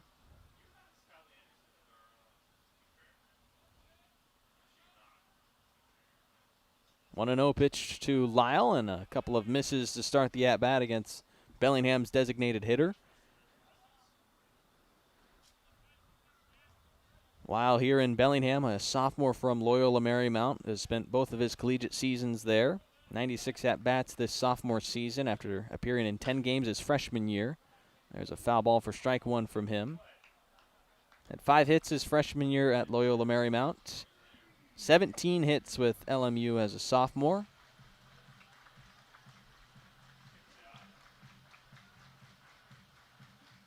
A West Coast League All-Star, and for good reason. One of the best hitters all around that we've had this year. And now he looks to drive in some runs on a 2-1 count. High fly ball out to center field. Plenty deep to Tommy Markey for Noah Cassie tagging up and heading home. Johnson will also head to third as the relay comes in, and not in time to the third baseman Campbell, they say. Well, that was a close play at third base, but Lyle does drive in the run, and it's now 3-1 after the sacrifice fly. That sacrifice fly, the first out in the third inning, now 3-1. Donald Bray did not agree with the call, and I can't say that I disagree with the argument. From my point of view, it looked like they got Johnson on the relay from Markey to Sprague to Campbell, but Lefties didn't get the call their way, so just one out and a 2-run lead for Bellingham with 2 runs across in the bottom of the third. Alexander and Cassie both scoring on Johnson and Lyle's RBI. And now Bryce Johnson bats after striking out. And the umpire took a second to tell the Lefties to chill it out. And the head coach just threw his helmet in the dugout. He's really frustrated. The umpire throwing his hands up. And now pointing at the umpire and saying something. It hasn't been rang, but Donald Bray has had a lot of words for the home plate umpire.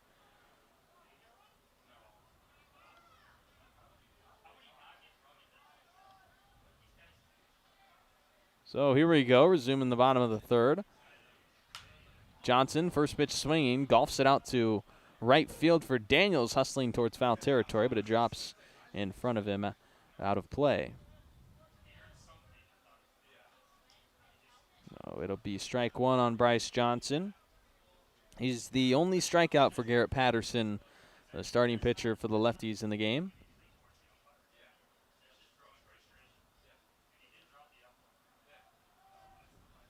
0-1 start, the at-bat against Johnson with a man at third.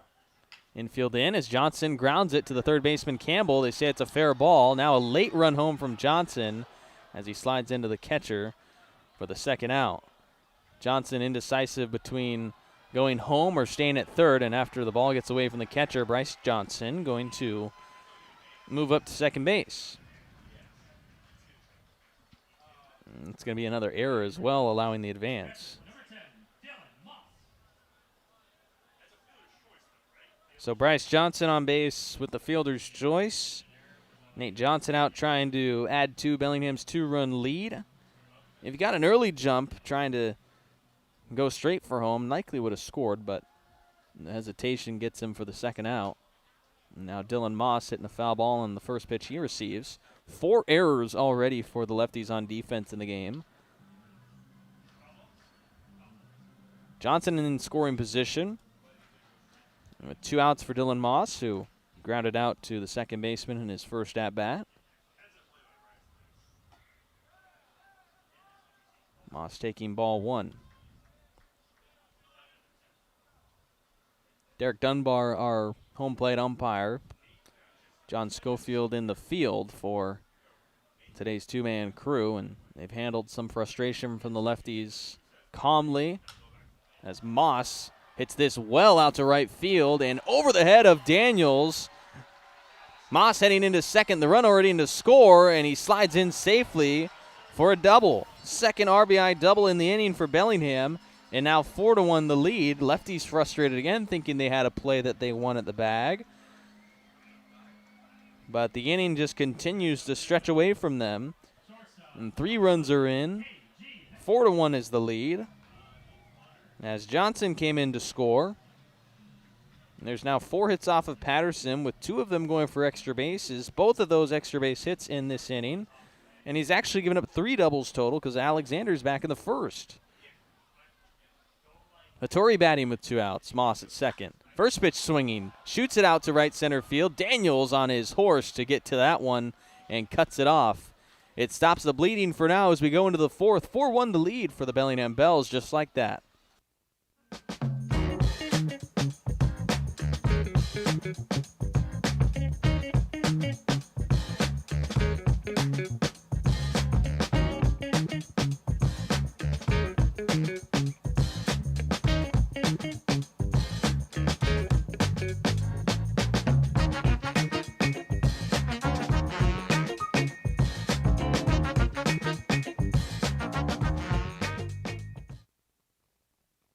Washington homeowners are saving thousands of dollars on their energy bill by upgrading their home.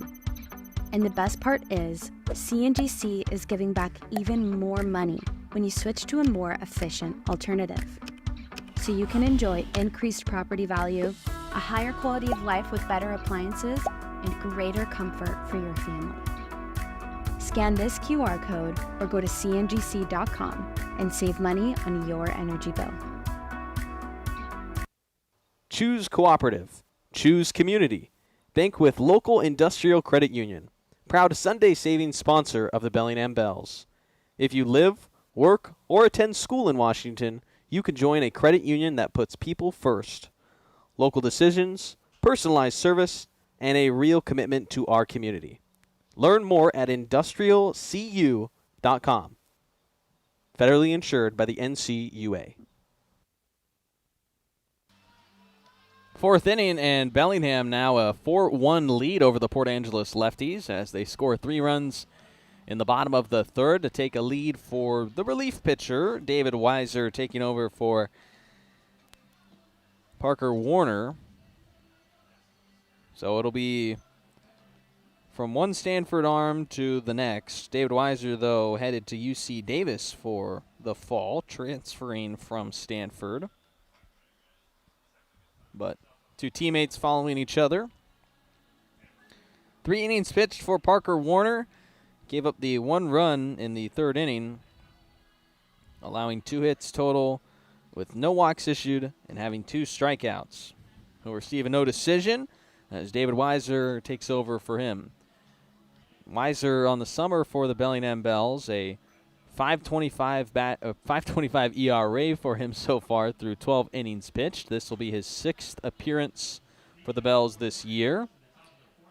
Through 12 innings pitched, 10 hits allowed, and 11 walks with 15 strikeouts.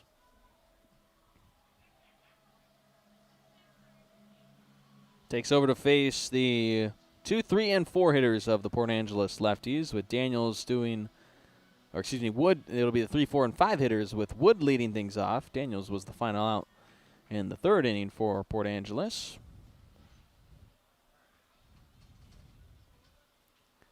4-1 the lead as Weiser takes over, and the right-hander's first pitch to the All-Star Ethan Wood is called for ball 1, a 92-mile-an-hour fastball to get his relief outing started.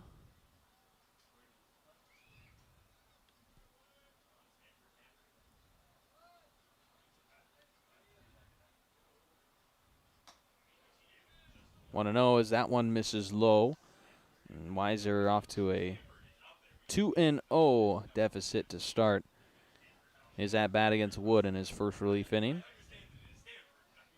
Wood grounded out to first base in his first at-bat. And so far, 3 straight misses from Weiser on 3 straight fastballs.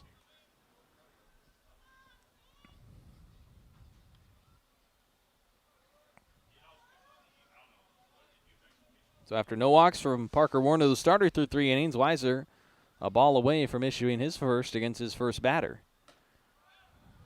Wood will take strike 1. An auto take there in the 3-0 count. Weiser proves that he can locate it. Lost a little bit of velo to place it in that spot, but did get it for strike 1 with his fastball, and 4 straight fastballs so far.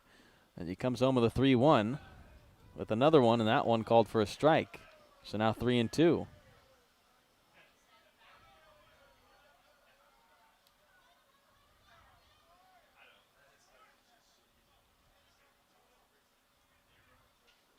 Full count on Wood. Weiser home with his payoff pitch. Low and inside, and that one missed. So it ends up being a walk either way. Just on 6 pitches instead of potentially 4. Leadoff man on base against David Weiser. Weiser issuing his 12th walk now in the year. The whip sitting at 175 when entering his 6th appearance as a Bell. Leadoff man already aboard, and now Caden Young to bat with man at first. That one a weak hit ball off the edge of the bat from Young, but it will be a single out into left field. Exiting just at 70 miles an hour from Young, but it'll be man at first and second off the walk and hit.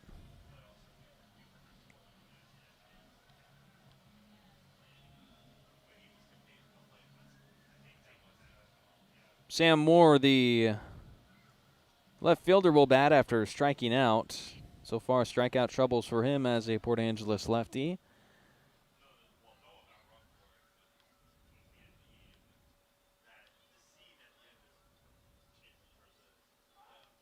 Bunt being flashed as it's laid down back to the pitcher. He will throw to first in time to the covering Hayes, but it's a perfect sacrifice bunt by the lefties to move 2 base runners into scoring position with 1 out. And trying to get back some of those 3 runs that they fell behind in the bottom of the 3rd. Moore delivers a textbook sacrifice bunt. And tying run will come to the plate, and Tommy Markey.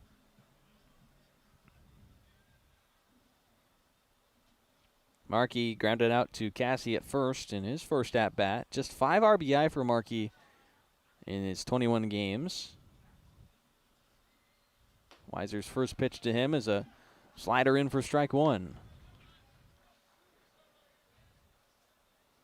Markey had 14 RBI in 55 games with Fordham.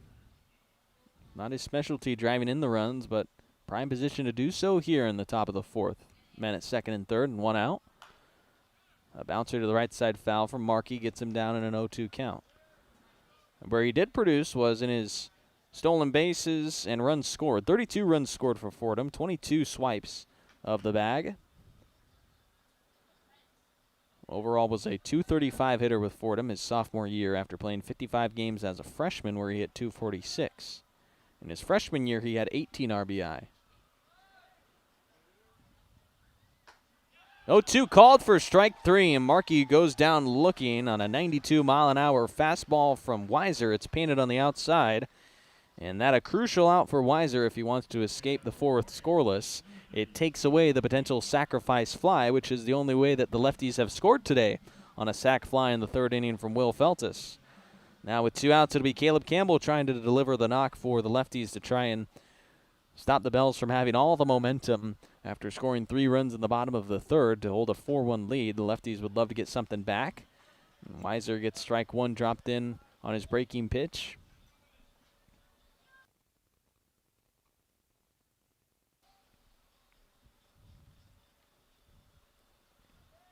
(19 RBI with Centralia College in 36 games this year for Campbell as he takes an inside ball. .279 the batting average for the 3rd baseman this collegiate year, after a .288 batting average his freshman season with Centralia.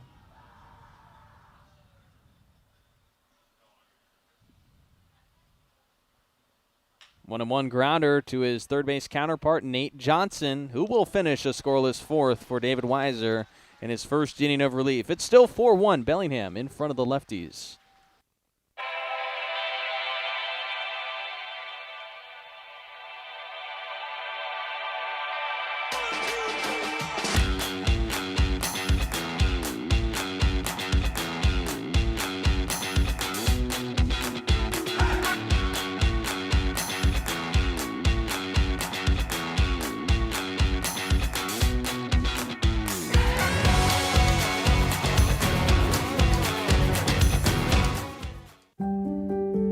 Have you had a fall, sprain, or break?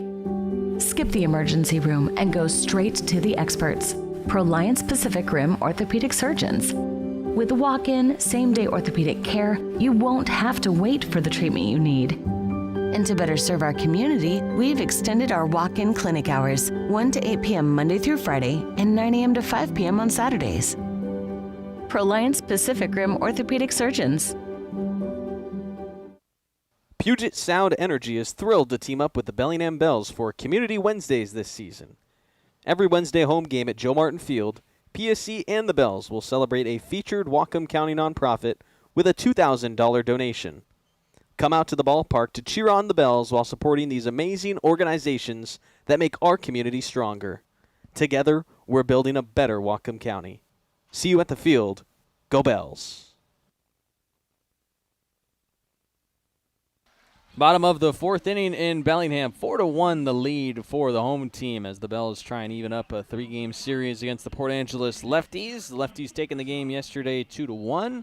Now the 4-1 lead for Bellingham early, and Rashad Hayes will do the lead off after drawing a walk in his first at-bat. Now comes to the plate to face Garrett Patterson, the starter who is still out there despite surrendering the 3 runs in the 3rd inning. He will keep the ball for the fourth. And his first pitch is a miss to Rashad Hayes at 85 miles an hour. Bell's got 3 runs in the third inning after an error allowed Alexander to reach first base. He then stole second, followed by a Cassie walk. Nate Johnson then drove in a run on his double. Jake Lyle hit a sacrifice fly that scored Cassie. Nate Johnson tried to advance home to Bryce Johnson, fielder's choice, but was out at the plate. And then Dylan Moss's RBI double made it 4-1. Rashad Hayes doing the leading off as the 9-1 and 2 hitters are due up for Bellingham in the bottom of the fourth.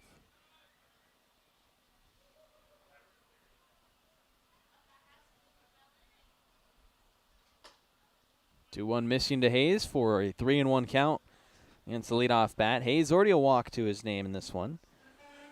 One of the 2 walks that Patterson has issued in his start. His 3-1 is bounced to the shortstop, Brady Sprague. On the run, bobbled it in his hands, and then the throw well short. See what they score it. Could be the 5th error potentially, but no. For now, they'll toss up a base hit. And that a generous hit given to Rashad Hayes off what saved maybe Brady Sprague of another error.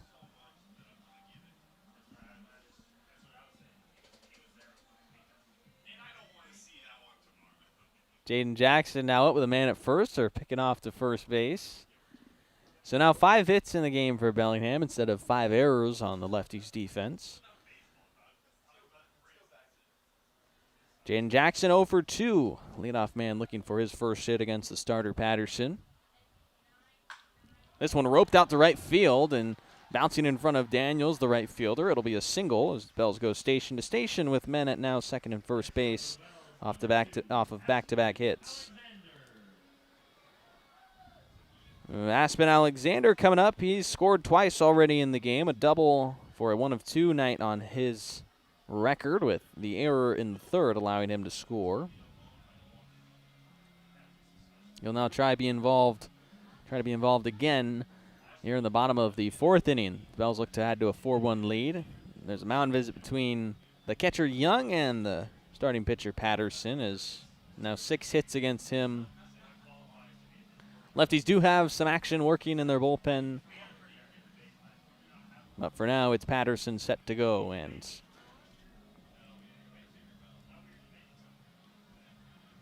he's trailing by 3, and it's been so far something that hasn't been the case for him throughout the year when facing the Bells, giving up runs.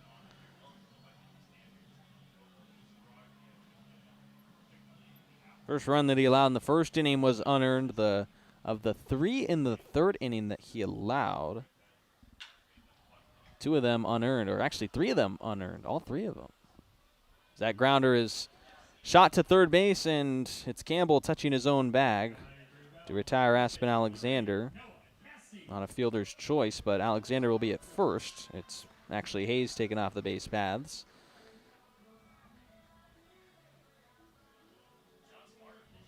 That'll be the first out.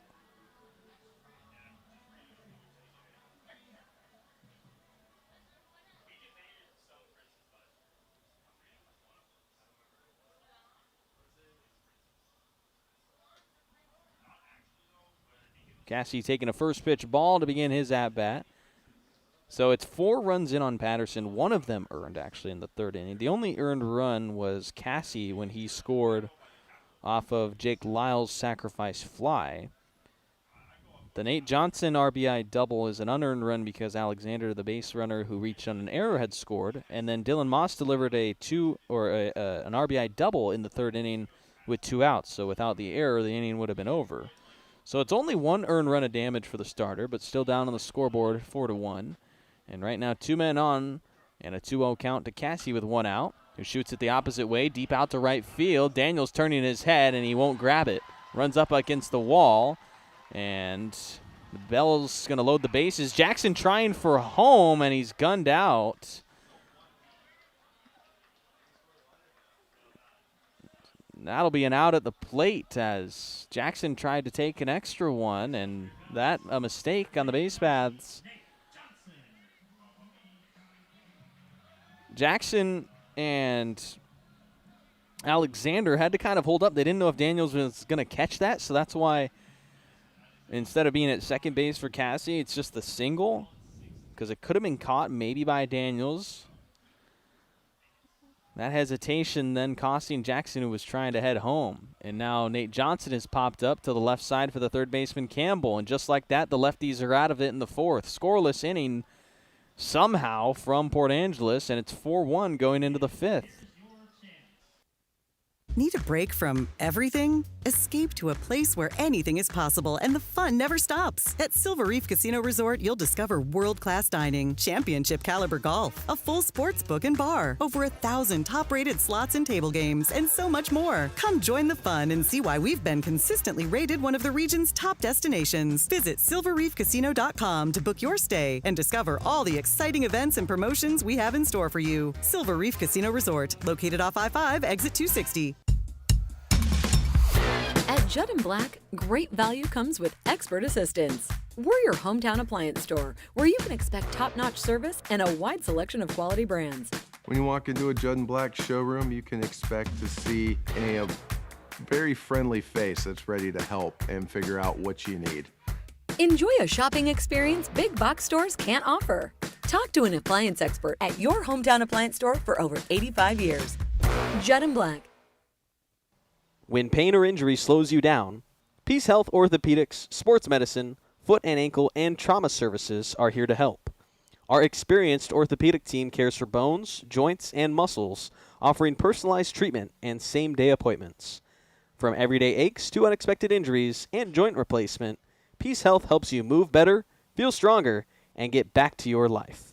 Learn more about Peace Health Orthopedics at peacehealth.org. That's peacehealth.org. Fifth inning here in Bellingham, and it's still 4-1, despite Bellingham having tons of traffic in the bottom of the fourth inning. No runs scored after a costly send of Jaden Jackson from third base to home being the second out. So instead of having the bases loaded with only one out for Nate Johnson, it was having runners at first and second base with two outs. And they ended up just popping up for a flyout, so it stays as a 3-run lead. 8, 9, and 1 hitters coming up for the lefties here, trailing by 3 as David Weiser back out for another inning of relief. Gave up a leadoff walk and then a hit right after, but retired the next 3 lefties to pitch a scoreless fourth. And if he can get through the fifth, he'd be in line for a win should the Bells remain in front for the rest of the night. Huey doing the leading off, a double in the third for him as the DH got his night started in the right direction, one of the 3 hits Port Angeles has. He shoots a foul ball off for strike 2. There's an 0-2 deficit after that 91-mile-an-hour heater was right down the middle for him. He was 5 for 30 at the plate in 18 games with Faulkner University in his redshirt freshman year. 0-2 the count against him. Weiser with 1 strikeout. It was looking. That one will be a check swing that they say he did not go on. The low fastball, the fastest of the night for Weiser at 93 miles an hour, but below the zone, and no check swing for a 1-2 count against Huey. Way wild on that one, and it's to the backstop for ball 2.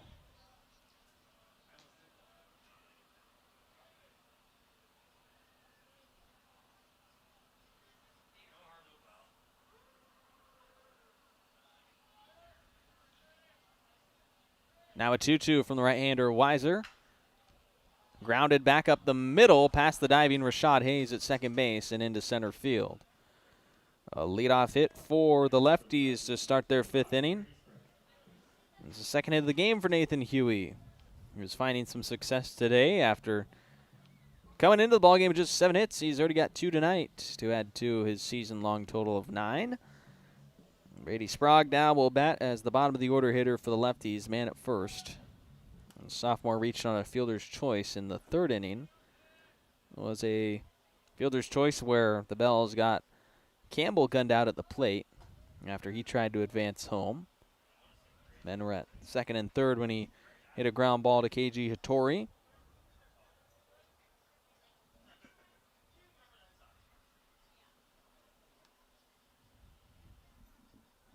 Fastball missed on the first try from Weiser. That one called for a ball as well. Just only 2 at-bats for Brady Sprague this year with Corbin University. He was hitless in those. Did score 4 runs on his sophomore season. He's mainly been used as a pitcher, though, through his stops at Big Bend Community College and Corbin University. 60 2/3 innings pitched this year. 21 2/3 last year at Big Bend. All the while, just 9 at-bats through those 2 seasons. That breaking ball good for a 3-1 count on a strike from Weiser.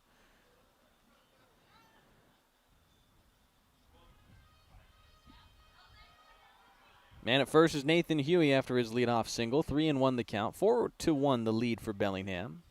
The breaking pitch called inside for strike 2. Righty batting shortstop thought it was potentially a ball, but nods his head, and righty will try and go to work in a full count.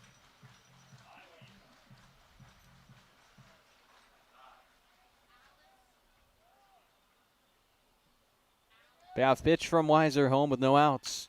Breaking pitch lofted to right field for Bryce Johnson. First out squeezed by Lewis and Clark, state outfielder, and that's the lineup card turning over now for Port Angeles. And Will Feltus. Sacrifice fly in the third is the only RBI for the Lefties as Feltus drove in the game's first run. Strikeout and a sac fly for Feltus. Yakima Valley freshman now up after hitting .341 this year with Yakima Valley. Across 40 games, he had 46 hits, and on those scored 36 runs. He's your textbook's leadoff guy, having a lot of hits, a lot of steals, a lot of runs. 13 stolen bags for the 46 hits and 36 runs. Only 9 doubles for him for extra bases and only 17 RBI. 0-1 the count for him right now. 0-1 on the night with a run driven in.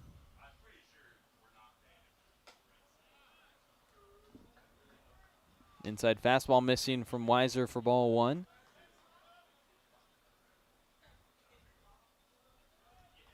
Feltus out of Tenino High School here in Washington State.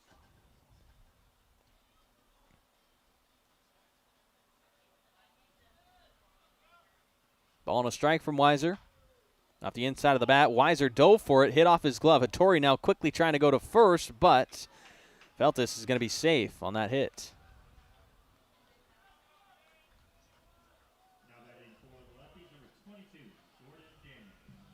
Weiser, although trying to make the play, definitely slowed down the baseball. Maybe if it gets past him, Hattori has a better chance to make the play, but it was going to be close either way, but will be a single, and now 2 hits in the 5th off of Weiser to bring the tie-in run to the plate in the form of Jordan Daniels, who can leave the ballpark. 10 home runs with Citrus College this year, 2 home runs as a freshman. With Port Angeles, he's hit 2 out of the yard. Just 7 RBI for him on the year, though.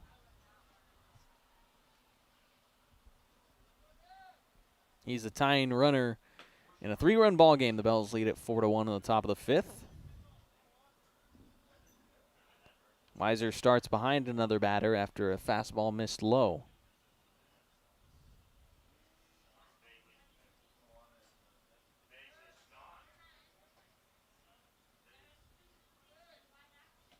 One-0 breaking pitch is left away by Daniels for ball 2. It's not a windy day here at the ballpark. It's partly cloudy, 67 degrees. The wind is dead, so if there's a night to get it out of the park, tonight's the night. Jordan Daniels maybe trying to do that here in a 2-1 count, but he thought about going, pulled it back, but it was in the zone for strike 1.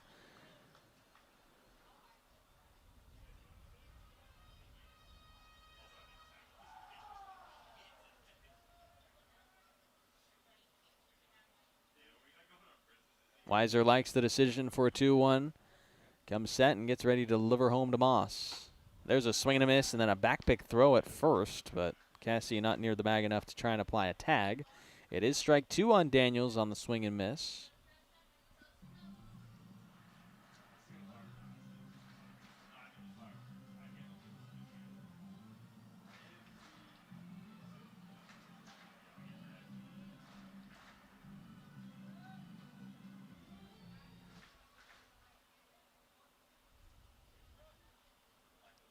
2-2 the pitch from Weiser is a breaking ball for a full count.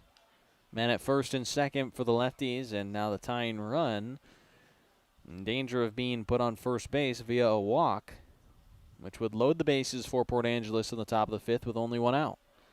Weiser trying to deliver a good 3-2 pitch. Daniels a pair of groundouts tonight. 3-2, he gets off the inside of his bat. Hattori catches it at second, then throws to second base where Hayes is covering, and that double play is going to get David Weiser and the Bells out of the fifth inning.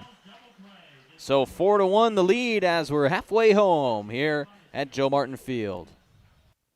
What's up, Bells fans? Dr. Mar here from Everstrong Therapy, the sports and performance physical therapist and rehab professionals right here in Bellingham. We are so proud to continue being the official training and rehab partner of the Bellingham Bells, making sure our boys are safe and moving their best throughout the season. So remember, when you're ready to rehab like a professional athlete, come see us at Everstrong, and we'll see you soon. Thanks so much, stay Everstrong, and go Bells.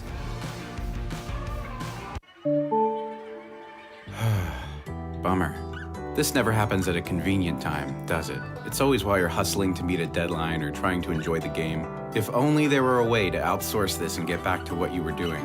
Well, as a matter of fact, there is. Team Technology is local and employee-owned, balancing ease of access with security and compliance for the cloud and on-premise systems of small and large businesses alike. Connect with Team Technology and see how technology is easier with a team. Puget Sound Energy is thrilled to team up with the Bellingham Bells for Community Wednesdays this season. Every Wednesday home game at Joe Martin Field, PSC and the Bells will celebrate a featured Whatcom County nonprofit with a $2,000 donation.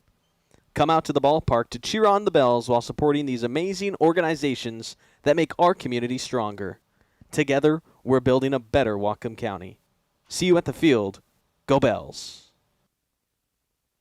Bottom of the fifth inning and a pitching change for the Port Angeles Lefties. Garrett Patterson finished after his 4-inning start and will be relieved by Wes Lynch, the outfielder who's a two-way player, 4 2/3 innings pitched for the Lefties this year with only one run allowed, so a 1.93 ERA for the right-handed reliever as he takes over for Patterson, who pitched 4 innings, gave up 4 runs, but only one of them earned on 7 total hits and 2 walks.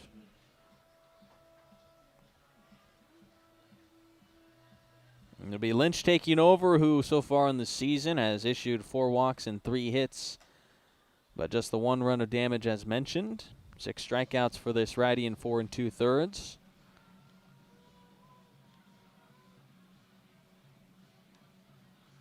Lynch, a sophomore from California Lutheran University, this year hit as a batter, .295 in 30 games. He'll make a rare two-way outing appearance here. You see a lot of these two-way guys with the lefties. They really capitalize on their talent, using them in both ways. And Lynch did not throw with Cal Lutheran this year, nor his freshman year, but this summer has pitched some innings with the lefties. He'll face Jake Lyle, Bryce Johnson, and Dylan Moss in the 5th.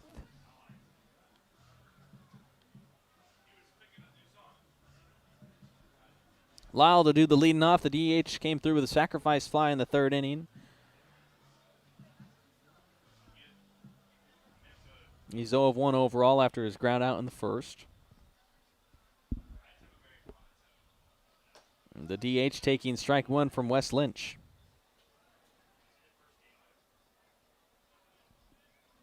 .86 miles an hour right down the middle to Jake Lyle on the first pitch of the at-bat.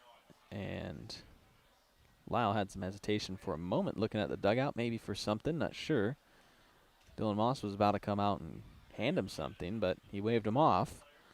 Righty batting DH still there. 0-2, the opposite way to right field, and a foul ball for strike 2 from Jake Lyle. Lyle at Marin Catholic High School in California. Was an all-league selection 3 times in his career.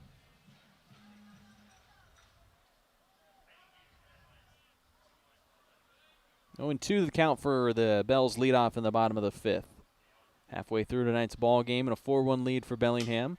Oh, his bat absolutely shattered as the ground ball goes to the third baseman Campbell, who's able to work through all the craziness to get the ground out, and now got to clean up some lumber.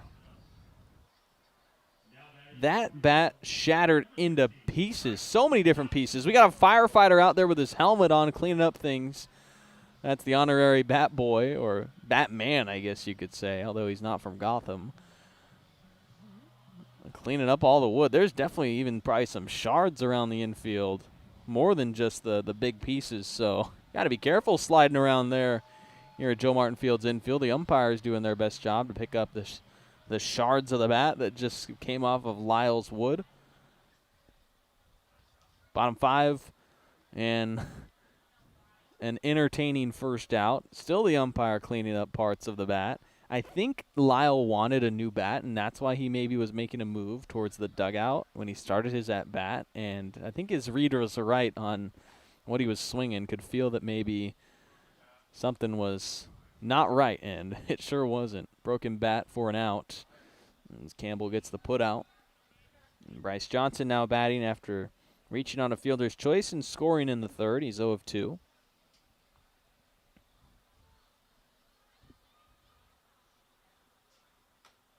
Wes Lynch missing on 2 straight to Johnson, so a 2-0 count to the LC State College senior, who hit .321 this year with the Warriors.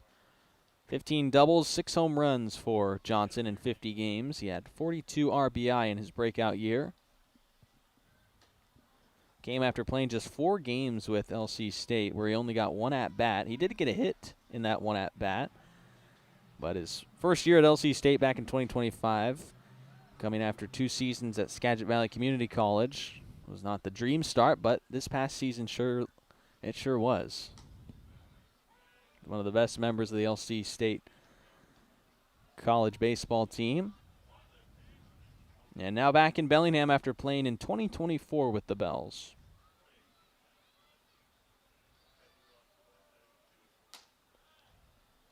Pitch misses high, and it'll be a leadoff walk. The 2024 Bells, a team that may be getting some eyes on right now because some former Bellingham Bells may be being drafted, and even one of them from the 2024 team was actually selected today. And the first 4 rounds of the MLB draft started off here on this Saturday. Roman Martin, a 2024 Bellingham Bell, was selected 111th in the 4th round of the Athletics as a shortstop out of UCLA. Dylan Moss now at the plate, taking ball 1 high, as the catcher working on a 1 of 2 night that includes an RBI double.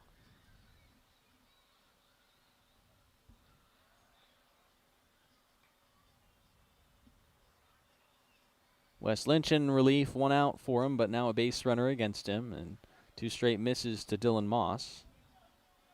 I'm excited to see the rounds 5 through 20 tomorrow, because that's where you could get a lot of guys drafted. Of course, the top-end talent in the first 4 rounds, but that just kind of speaks for how good Roman Martin is and how good he was here in Bellingham, as Johnson going to go on the 2-0 pitch and slide in head first for a swipe of second base, and he's got his first steal of the game to put him up into scoring position, but I'm not sure it's going to matter because Dylan Moss is in a 3-0 count, and a walk might fill up first base right behind him, but it'll be a steal for the counting stats at least.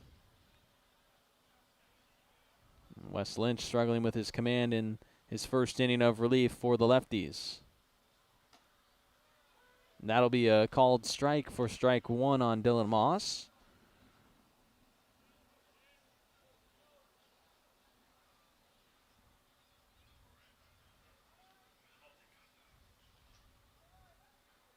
The 3-1 taken as a miss just low to Moss, and back-to-back walks issued from Lynch here in the 5th.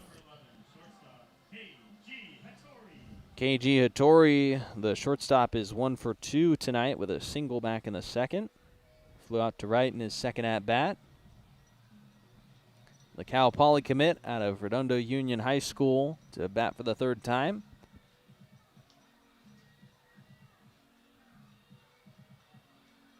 Lefties hold a quick mound visit after a pair of walks from Wes Lynch as the catcher Caden Young will give his pitcher some time to take a breather.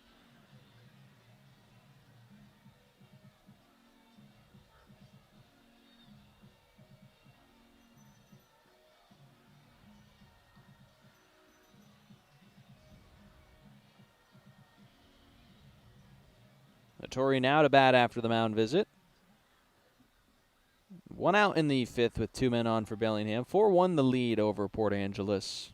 The second game of a 3-game series. Lefties won yesterday 2-1. Bell's trying to even the series and force a rubber game tomorrow in the 1:35 start time that we have. Foul ball from Hattori for strike 1.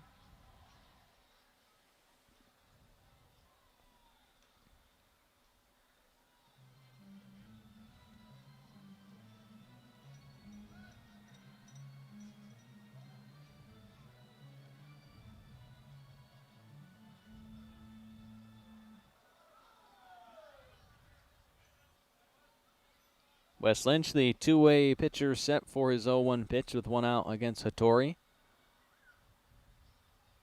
Bell's shortstop takes an inside ball 1, excuse me. Ball and a strike on Hattori. Redondo Union High School, where Hattori just spent his senior year, they were 17-13.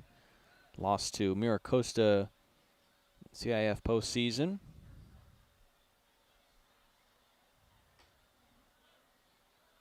Pair of misses back-to-back from Lynch. Makes him fall behind 2-1. Hattori named to the 2025 Perfect Game preseason All-America second team in the California region. Ranked top 500 nationally for the 2026 class. Gets ready to head to Cal Poly, stopping in Bellingham for a West Coast League summer.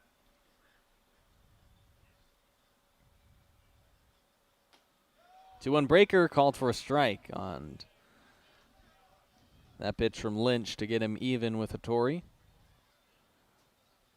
Rashad Hayes on deck for Bellingham. 4-1 the lead, 2 men on with 1 out in the 5th. Wes Lynch's first inning of relief after a 4-inning start from Garrett Patterson. Now the 2-2. Taken at the feet and a full count. Oh, it actually got a piece of Hattori, so he'll take first base.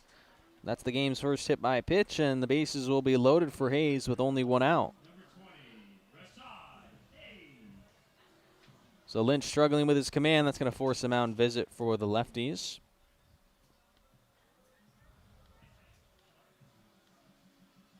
Every West Coast League team in action tonight. All those games going underway. Around the North Division, you have a tie game between the Wenatchee Apple Sox at home hosting the Kelowna Falcons. 2-2 tie in the bottom of the 7th there. The Kamloops North Paws at home trailing the Victoria Harbor Cats 12-1 in the bottom of the 6th. And then the Nanaimo Night Owls playing cross-league or cross-division against the Bend Elks at home. Night Owls leading the Elks 6-1 in the bottom of the 6th. Down in the South Division, you have Walla Walla leading Yakima Valley 4-3 in the top of the 7th. The Springfield Drifters lead the Corvallis Knights 6-0 in the bottom of the 7th inning. The Edmonton Riverhawks at home hosting the Marion Berries, and the Berries up on the Riverhawks right now 6-3 in the top of the 7th. And the Portland Pickles, a 5-2 lead over the Ridgefield Raptors in the top of the 7th inning at Ridgefield. Keep you updated with all the live scores throughout the West Coast League and some finals. The standings right now holding Wenatchee atop the North Division, Ridgefield atop the South Division. The Kelowna Falcons are second in the North. Bells are third. Riverhawks behind them, then the Night Owls, then the Harbor Cats, then the North Paws, and then the Port Angeles Lefties. Down south, it's Ridgefield atop with Walla Walla trailing, followed by Corvallis, Yakima Valley, Portland, Bend, Marion, and Springfield at the bottom. 1-0 on a first pitch miss to Rashad Hayes, who's been on base both times in the game. Single and a walk for Bellingham's second baseman.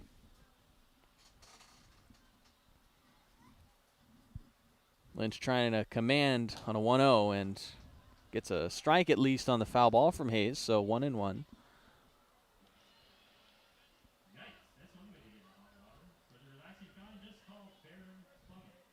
Hayes, a former top 10 shortstop coming out of California from Bishop O'Dowd High School, is ranked number 10 for his class.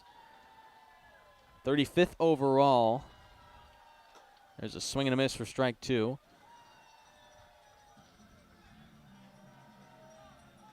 Ranked as the number 55 shortstop in the nation. And overall, the 189th prospect, according to Perfect Game, when he came out of Bishop O'Dowd High School in Oakland, California.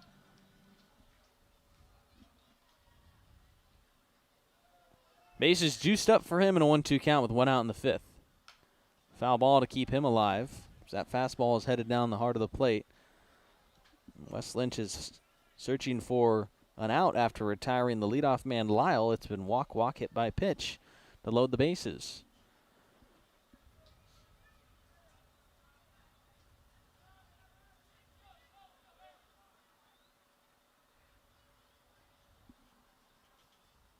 One-two miss to Hayes, and the count is even. Top of the order, Jaden Jackson on deck for Bellingham.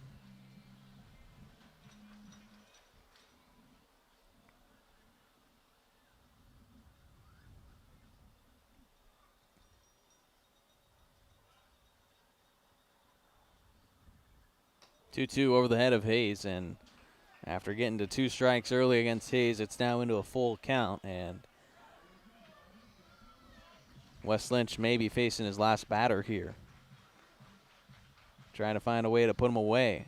Double play gets the lefties out of the inning. 3-2 action set to happen here on this pitch coming. 1 out and the bases loaded. The pitch to Hayes is flown to left field for Sam Moore. He'll make the squeeze. Bryce Johnson tagging from third to score. And Bellingham adds on to its lead with its second sacrifice fly of the night. Hayes comes through with the sac fly. Runners will be at first and second for Jaden Jackson.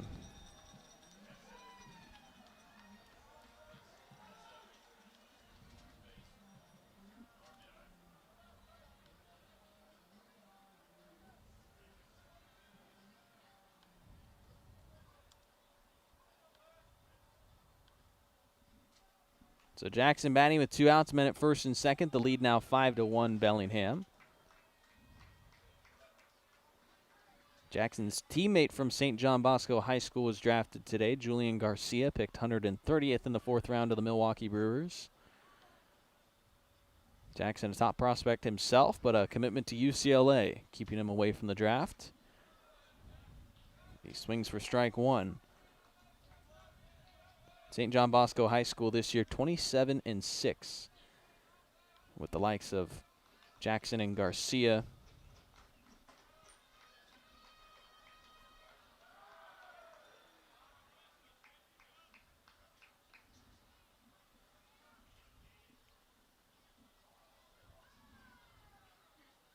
One and one, the count on the left fielder. Takes a low ball. There's some other guys coming from St. John Bosco that maybe could be drafted. James Clark, a third base prospect. Not selected just yet, though. Those were the big 3 for St. John Bosco. Clark, Garcia, and our very own Jaden Jackson. 2-1, another miss. 3 balls and a strike with men at first and second. They won the Trinity League at 14-1 in league play, but lost in the CIF Division I Regional to Cathedral Catholic High School.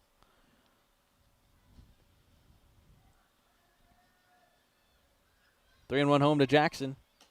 Another miss, ball 4, a 5-pitch walk. He's on base for the second time tonight, and once again, for the second time in the inning, the bases are loaded, all because of free passes. And that'll pull the rug under Wes Lynch. Donald Bray out to make the pitching change. Bases will be loaded for the new arm, and we'll step away ahead of Aspen Alexander's at bat here in the bottom of the 5th.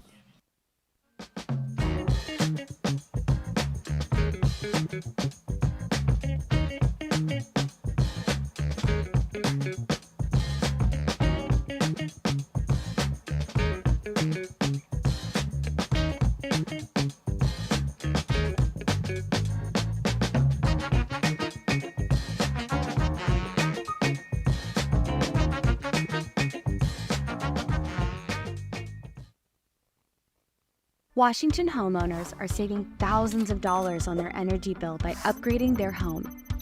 And the best part is, CNGC is giving back even more money when you switch to a more efficient alternative. So you can enjoy increased property value, a higher quality of life with better appliances, and greater comfort for your family. Scan this QR code or go to cngc.com and save money on your energy bill. Choose Cooperative. Choose community. Bank with local industrial credit union. Proud Sunday savings sponsor of the Bellingham Bells. If you live, work, or attend school in Washington, you can join a credit union that puts people first. Local decisions, personalized service, and a real commitment to our community. Learn more at industrialcu.com. Federally insured by the NCUA. So a pitching change for the Port Angeles Lefties comes here in the bottom of the 5th inning after Wes Lynch, the first relief pitcher out of the pen, could not get the job done for the Lefties, walking 3, hitting 1, loading the bases, allowing just 1 run already, but that could be added 2. Although there is 2 outs in the inning for Diego Riley Bell, the right-hander from Fordham University. He'll inherit the bases loaded in his relief outing here with the Lefties. On the season for him, just 6 2/3 innings pitched, and in that time, 12 walks issued and 6 hits allowed. He's given up 9 runs, with 6 of those being earned. His ERA sitting at 8.1, an 8.10 ERA in 5 appearances. The runs, if he does allow them here, will not be against him for now. He's searching just 1 out to try and leave the bases loaded, though, as the game already sitting at 5-1, Bellingham in front of Port Angeles. Aspen Alexander will bat. 2 runs scored for him on a 1 of 3 night. He's been on base all 3 times, though, reaching on his double with his lone hit of the night. And then an error reached on and a fielder's choice as well. First pitch swinging, hits it foul down the third base line. Dylan Moss had to move out of the way.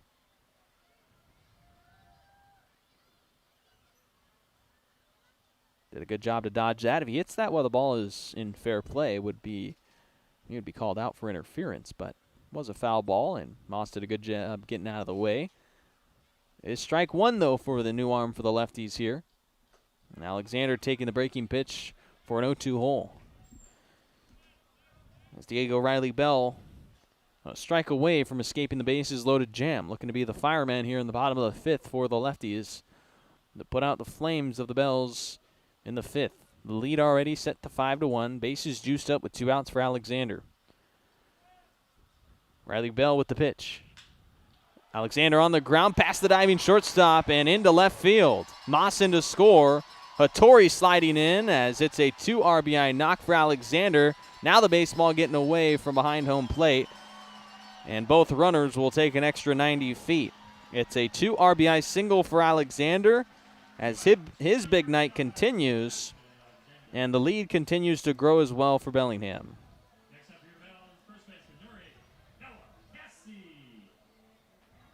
Noah Cassie batting with men at 2nd and 3rd. Those base runners all scoring credited against Wes Lynch, the last inherited base runner being Jackson at 3rd base.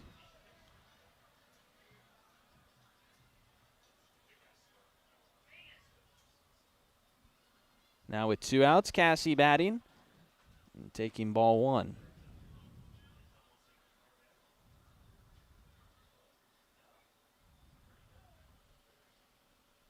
Cassie today, walk and a hit for him. Run scored.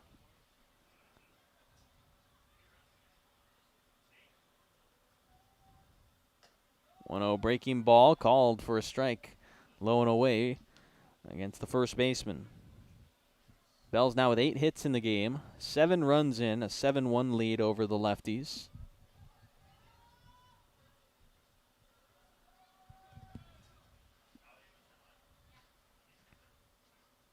One. Breaking pitch misses for ball 2.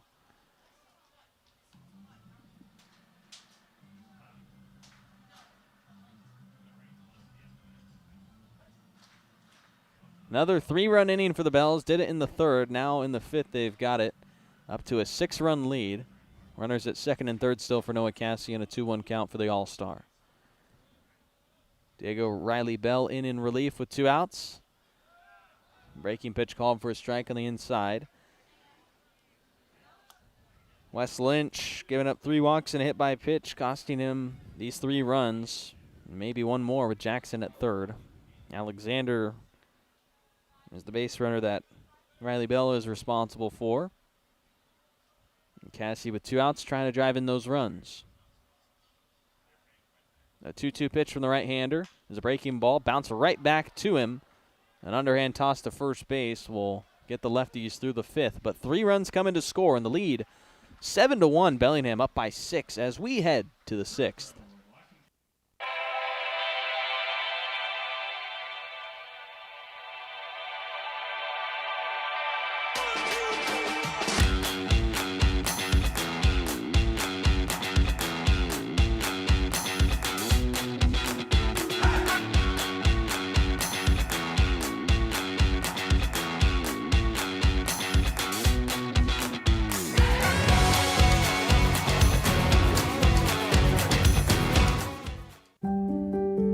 Have you had a fall, sprain, or break? Skip the emergency room and go straight to the experts, Proliance Pacific Rim orthopedic surgeons. With walk-in, same-day orthopedic care, you won't have to wait for the treatment you need. And to better serve our community, we've extended our walk-in clinic hours, 1 to 8 p.m. Monday through Friday and 9 a.m. to 5 p.m. on Saturdays. Proliance Pacific Rim orthopedic surgeons. Puget Sound Energy is thrilled to team up with the Bellingham Bells for Community Wednesdays this season. Every Wednesday home game at Joe Martin Field, PSC and the Bells will celebrate a featured Whatcom County nonprofit with a $2,000 donation. Come out to the ballpark to cheer on the Bells while supporting these amazing organizations that make our community stronger. Together, we're building a better Whatcom County. See you at the field. Go Bells. Into the 6th inning, and Bellingham has blown the game open. They now lead it by 6 over the Port Angeles Lefties here. After a 3-run 5th inning, it's 3 runs tagged against West Lynch in relief that bring us here to the 6th, and 7-1 the lead for David Weiser, who can comfortably try and earn himself a win if he just manages the ball game for the rest of the way. And this will be his 3rd inning of relief. 6th inning facing the 3, 4, and 5 hitters. The all-star Ethan Wood doing the leading off for Port Angeles. As so far in relief, David Weiser has allowed 3 hits and a walk, but no runs against him. 1 strikeout for the UC Davis right-hander, his recent commitment as he transfers away from Stanford. Weiser faced just 3 batters in 1 appearance this year with Stanford. Didn't allow anything, had a strikeout. Sophomore season will be at a new home. The California kid, though, staying in the state after graduating from Bradshaw Christian High School. Was the number 20 right-handed pitcher for his class. 58th ranked overall in California after being a 2-time All-Sierra Valley first-team selection. 3-0 pitch from Weiser is called for a strike. Wood led off the 4th inning with a walk, the first batter that Weiser had faced. Now the lefties all-star trying to get on base to start off another frame. And he will do just that on 5 pitches. 2 walks in the game for Ethan Wood. Both of the walks against Weiser, the 2 that he's allowed. And Caden Young, who's 1 of 2. That's next for the lefties, who are just trying to take some momentum back after 3 more runs scoring in the last inning.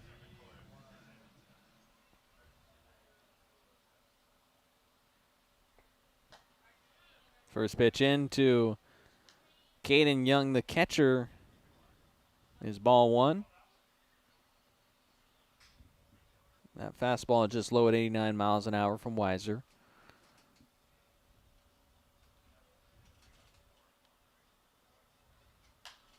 Swung on and popped up foul back off the right side out of play for Young, who played 28 games for Springfield and the Drifters last year. Hit .235 during that West Coast League summer in 2025, and after a sophomore year at Fordham University, headed back to the WCL, but playing for the Lefties now on the summer. Initially out of Allen High School in Texas. This has popped up right side again. Maybe a chance for Cassie just off the right of your screen by the first base coach's box. Has the first out in foul territory.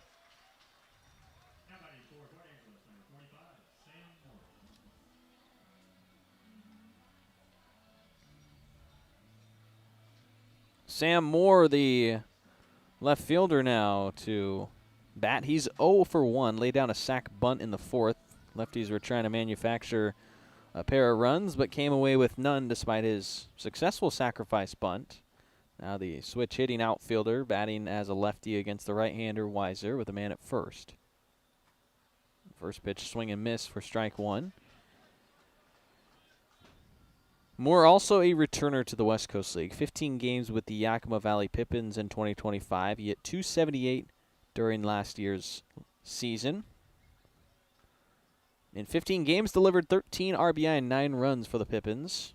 Started the year in Wenatchee here for the 2026 season, but after just 3 games played with the Apple Sox, now with the Lefties, as that wild pitch goes to the backstop, and Wood will head into scoring position for Port Angeles. Moore had played last year in the WCL, coming from Spokane out of Meade Senior High School in Washington State. Now he's with the Lefties following a freshman year at Lassen College, where he hit .347 with a .624 slug, as he had 11 doubles and 5 homers in 33 games. This he swings and misses at for strike two. The struggle for him at the plate has been the swing and miss stuff. He's already struck out once today, and in last night's game, which was his first with Port Angeles, he struck out in his first 2 at-bats before gaining a hit later on in the game. 1-2, he leaves it low, and the count goes even on the left fielder Moore.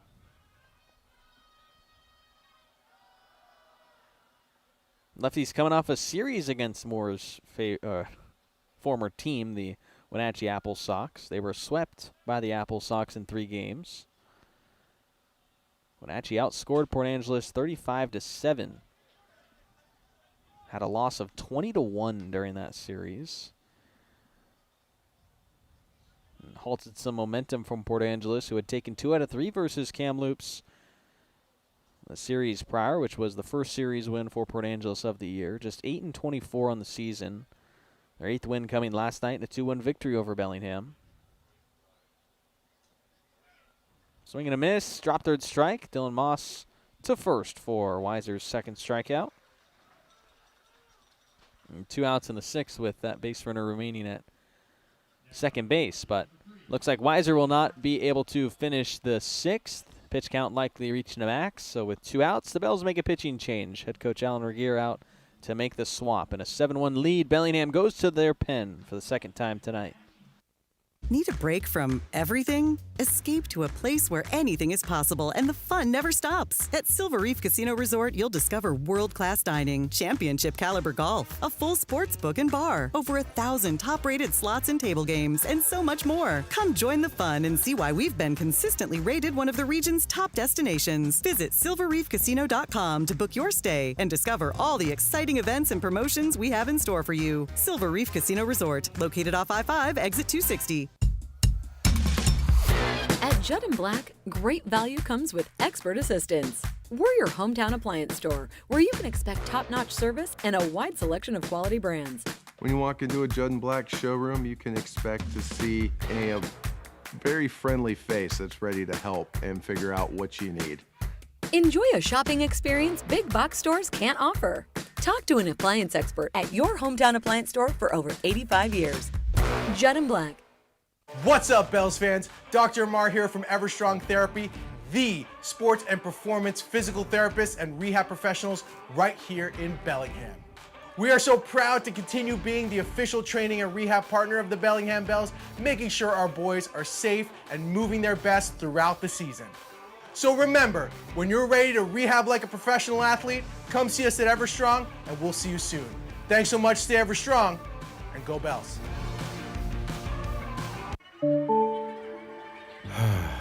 Bummer. This never happens at a convenient time, does it? It's always while you're hustling to meet a deadline or trying to enjoy the game. If only there were a way to outsource this and get back to what you were doing. Well, as a matter of fact, there is. Team Technology is local and employee-owned, balancing ease of access with security and compliance for the cloud and on-premise systems of small and large businesses alike. Connect with Team Technology and see how technology is easier with a team. Pitching change for the Bellingham Bells here in the 6th inning, and taking over is Gavin Hashey for David Weiser, who finishes 2 2/3 innings with 2 strikeouts, 1 walk, and 2 hits surrendered. Right now, no runs, but an inherited base runner for Gavin Hashey at second base. 2 down in the 6th for the new right-hander, a junior from Texas A&M Corpus Christi, taking over for the Bellingham Bells. His 4th appearance of the summer, just 5 2/3 innings pitched for the right-hander, who will throw his first one to Tommy Markey, and it's strike 1. So far, Hashey is untouched through 5 2/3 in the run category. He has given up 2 hits and 3 walks, but no runs against him, and a total of 6 strikeouts for the right-hander.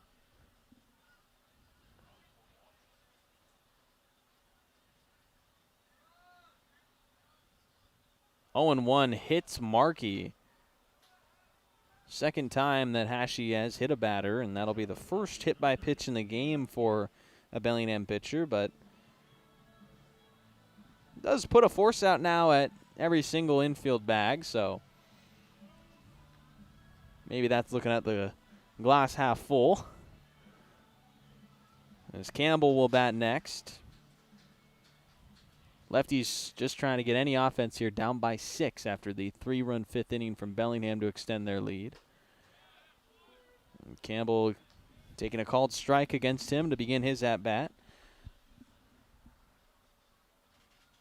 Hitters just 2 of 16 against Hashey so far on the season.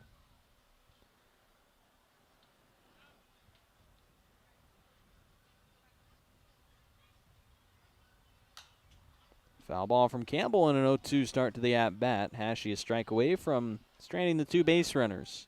Wood at second. He's been there since his leadoff walk and a wild pitch that moved him up into scoring position. As Hashey looks for the 3rd out in the 6th.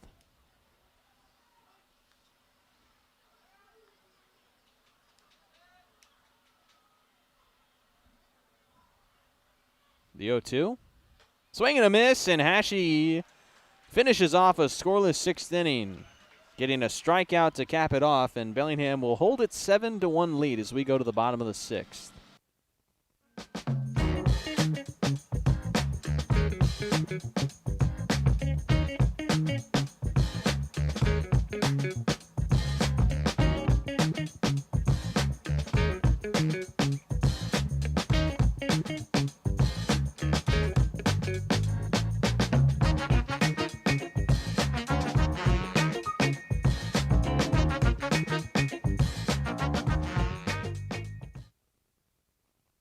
Washington homeowners are saving thousands of dollars on their energy bill by upgrading their home. And the best part is, CNGC is giving back even more money when you switch to a more efficient alternative. So you can enjoy increased property value, a higher quality of life with better appliances, and greater comfort for your family. Scan this QR code or go to cngc.com and save money on your energy bill.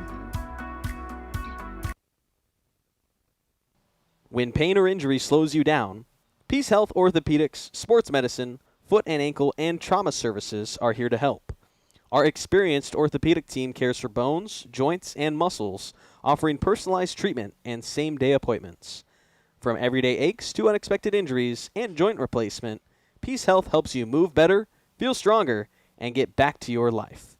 Learn more about Peace Health Orthopedics at peacehealth.org. That's peacehealth.org.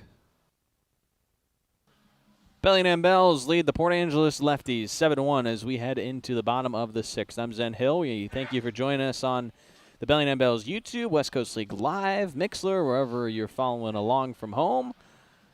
Thank you for joining us on this Saturday night in the Great Pacific Northwest.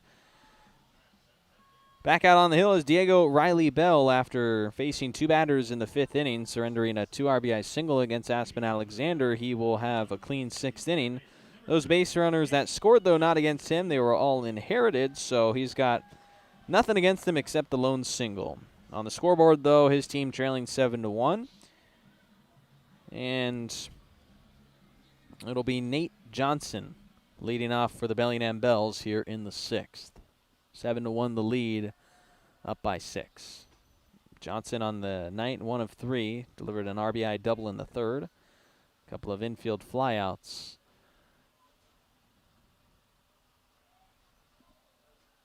Want to know the start after the miss from the right-hander, and inside nearly got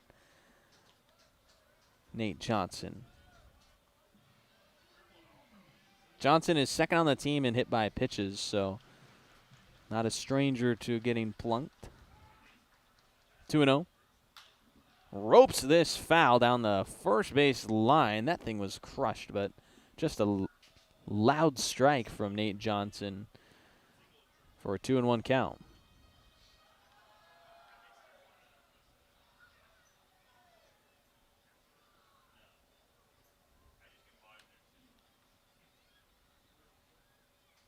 And there is the hit by pitch. Almost could sense it coming. He'll be on base for Jake Lyle behind him. Bells right now in a good position to try and get a league win, something they've had a struggle of in their last 10 games. 2 of 8 in their last 10 league games, mainly because of the 2-7 9-game Canada road trip where they lost to Victoria in the final series of the first half of the North Division, where they went 1-2, and had the Bells had just one extra win in that Harbor Cat series, they would have had a playoff spot locked up, but lost the tiebreaker to the Apple Sox. Bells, after dropping the series to Victoria, went up to Edmonton, and they were swept for the first time all season, losing all 3. So this gets the backstop for Nate Johnson to advance in a wild pitch.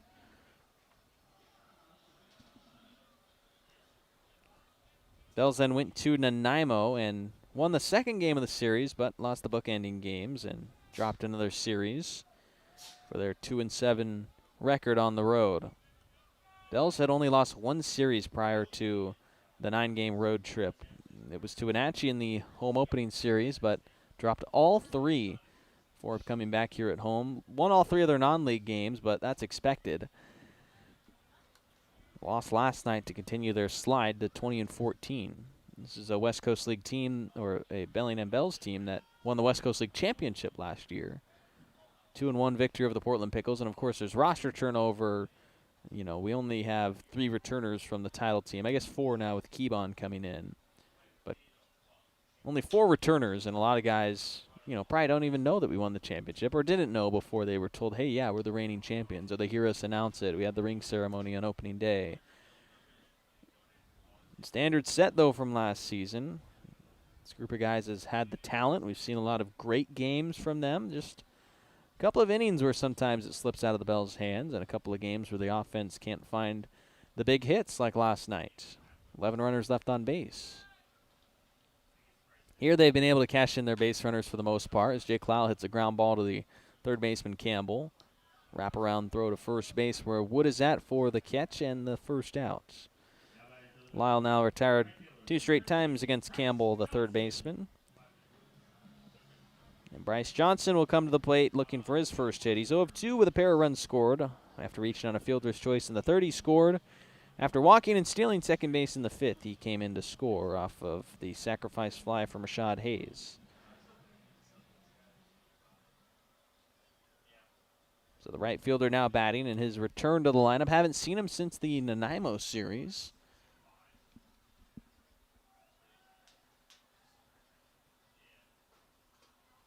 Last weekend, his last appearance. Took the non-league games off. Takes strike 1 from Diego Riley Bell.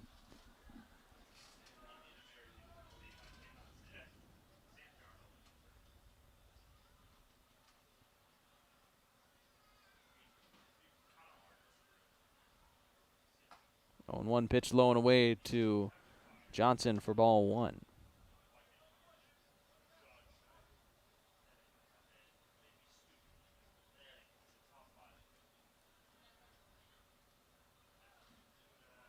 Righty batting outfielder, no batting gloves for Johnson. A very blue-collar approach to the plate. Pitch goes inside. Johnson at second base trotting back there. Did hop away for a second from Young, but not enough to move Johnson up. He's already at second because of a wild pitch, and he's at first. Well, he only got on base because of a hit by pitch. 2-1 is the count for Bryce Johnson. 7-1 your score, with the Bells leading the Port Angeles Lefties here on this Saturday night. One out for Bryce Johnson with Nate Johnson at second. This foul ball is hit for strike 2 from Bryce.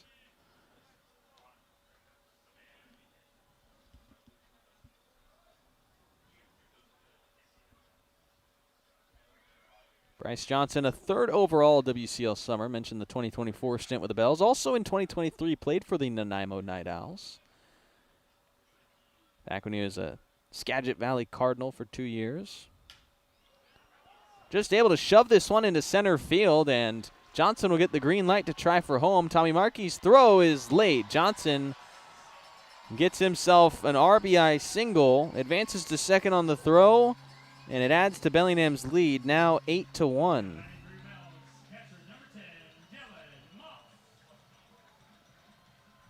It's the 9th hit of the game, the 8th run in. And Dylan Moss to bat here in the bottom of the 6th with 1 down.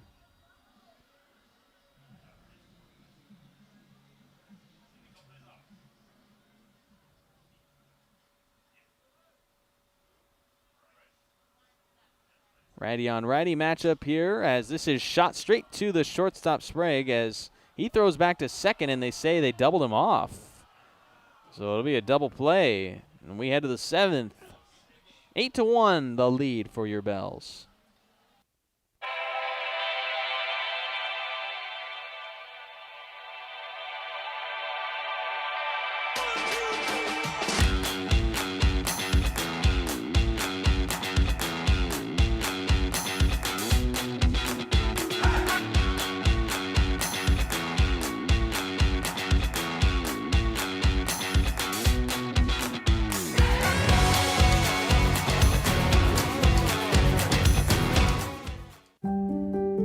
Have you had a fall, sprain, or break? Skip the emergency room and go straight to the experts, Proliance Pacific Rim orthopedic surgeons. With walk-in, same-day orthopedic care, you won't have to wait for the treatment you need. And to better serve our community, we've extended our walk-in clinic hours, 1 to 8 p.m. Monday through Friday and 9 a.m. to 5 p.m. on Saturdays. Proliance Pacific Rim orthopedic surgeons. Choose cooperative. Choose community. Bank with local industrial credit union. Proud Sunday savings sponsor of the Bellingham Bells. If you live, work, or attend school in Washington, you can join a credit union that puts people first. Local decisions, personalized service, and a real commitment to our community. Learn more at industrialcu.com. Federally insured by the NCUA. Into the 7th inning and a 7-run lead for your Bellingham Bells over the Port Angeles Lefties. 8th overall meeting for these two teams on the summer. Yesterday, the first win of those meetings for Port Angeles, but a good response so far for Bellingham, holding the big lead as we enter the final 3 innings of the game. We've got post-game fireworks tonight, and with this game dragging a little bit longer than our normal games here at the ballpark, that's a good thing because it's going to be a lot darker for the fireworks, which provides a great experience for everyone in attendance. And you know, you don't want to watch fireworks while it's bright out. You know, from July 3rd to 5th, I was hearing fireworks at like noon. I mean, can you even see anything? I don't understand the thought process of setting off fireworks prior to 10 o'clock in Bellingham. I mean, it doesn't get dark here, really dark, until 10 o'clock. So why are we setting off fireworks at 2 p.m.? That's my 4th of July rant. I know we're a week after it, but 8-1 the lead for the Bells. Gavin Hashey back out there for another inning of relief and a foul ball swing for the first batter Hashey faces here in the 7th. It's Nathan Huey working on a pair of hits, a double and a single for him. He's halfway to the cycle, but he's got the hard parts to go. Hashey faced 2 batters in the 6th inning, hit 1 and struck out 1. Stranded 2 men on base to pick up a 3rd straight scoreless inning pitch by the Bells. It's Huey down 0-2 on a swing and miss.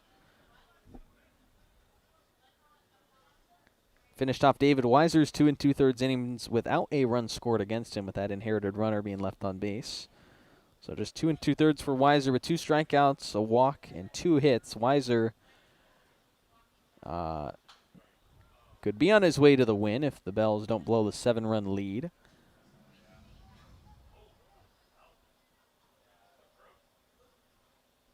No and 2 still after a foul ball from Huey.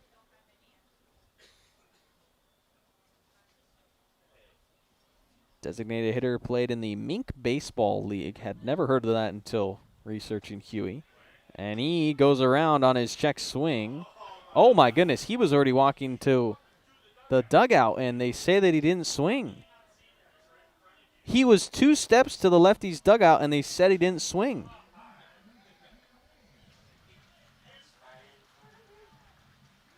The home plate umpire not even making that call. So 1 and 2. Actually trying to find a strikeout now, and there he gets it. Needed 1 extra pitch. He even threw a hand up like, there we go. I mean, come on. Second strikeout for Hashi, and a well-deserved one. Huey maybe even swung a miss on purpose. I doubt that. Brady Sprague now to bat for the Lefties. Bottom of the order hitter, 0 of 2.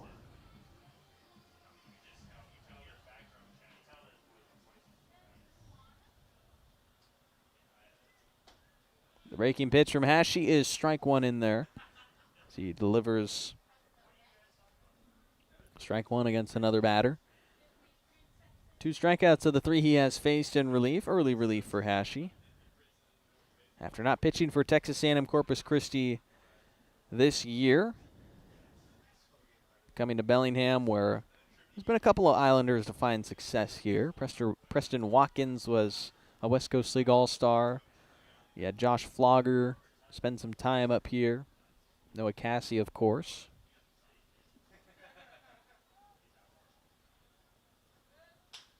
One and 1, shot to Rashad Hayes at second base on the line, and that's the second out in the glove of Hayes on the liner. 2 up, 2 down to start the 7th for Gavin Hashi. Had pitched at Chandler Gilbert Community College in 2025. Just over 79 innings for Hashi there. Had a 5-2 record with that 3.40 ERA. Actually began his career at Boston College, coming out of Legend High School in Colorado. 10 1/3 innings pitched for Hashi there. Struck out 11 in that time. Had played in the Appalachian League in 2024 with the Kingsport Axemen.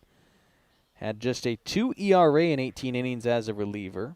Struck out 21 in the 18 frames during that 2024 summer collegiate season. So far yet to allow a run as a Bellingham Bell. Of course, only brief appearances for him. Just working now into what is his 7th and change of relief as far as inning counts go for Bellingham.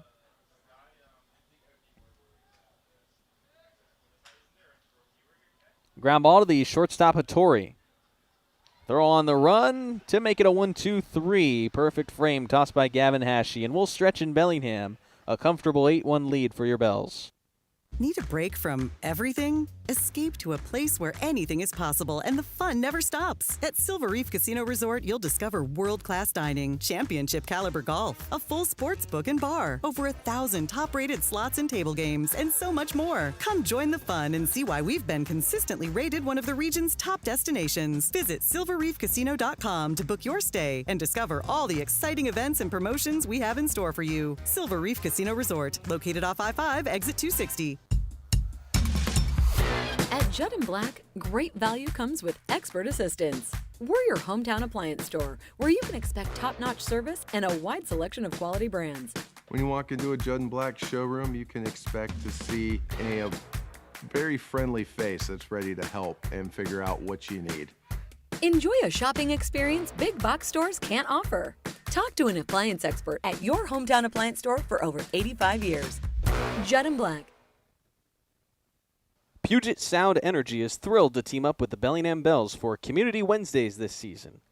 Every Wednesday home game at Joe Martin Field, PSC and the Bells will celebrate a featured Whatcom County nonprofit with a $2,000 donation. Come out to the ballpark to cheer on the Bells while supporting these amazing organizations that make our community stronger. Together, we're building a better Whatcom County. See you at the field. Go Bells.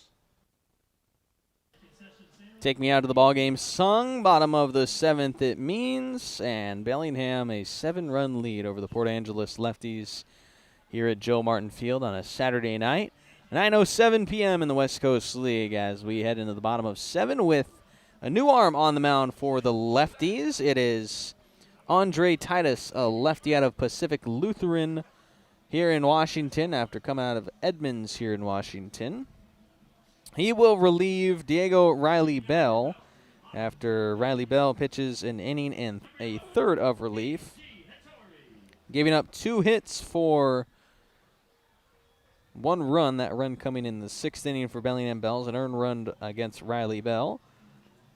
Did not walk a batter, but did hit 1 and was without a strikeout. Bells have only struck out once at the plate in this game, a great display of discipline and ability to get the bat to the ball. Now Andre Titus takes over for the 7th, facing off against Keiji Hattori, lefty-on-lefty matchup to start the inning.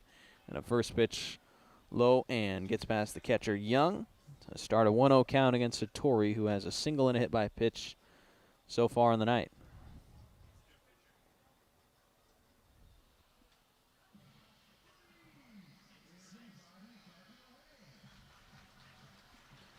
Andre Titus, the lefty, taking over for the right-hander Diego Riley Bell here in the 7th. Hattori taking ball 2.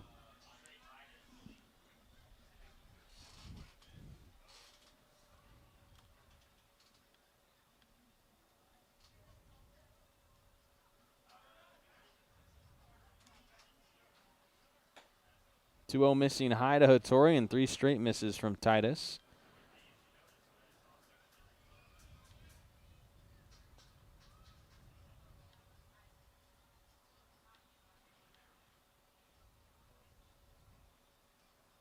(3-0) finds a strike zone. Titus he didn't pitch this year for Pacific Lutheran. He actually was on the football team back in 2025 there, as Hattori shoots this one out to right center field for a base knock. Hattori will have his 2nd hit to lead off the 7th against the new arm.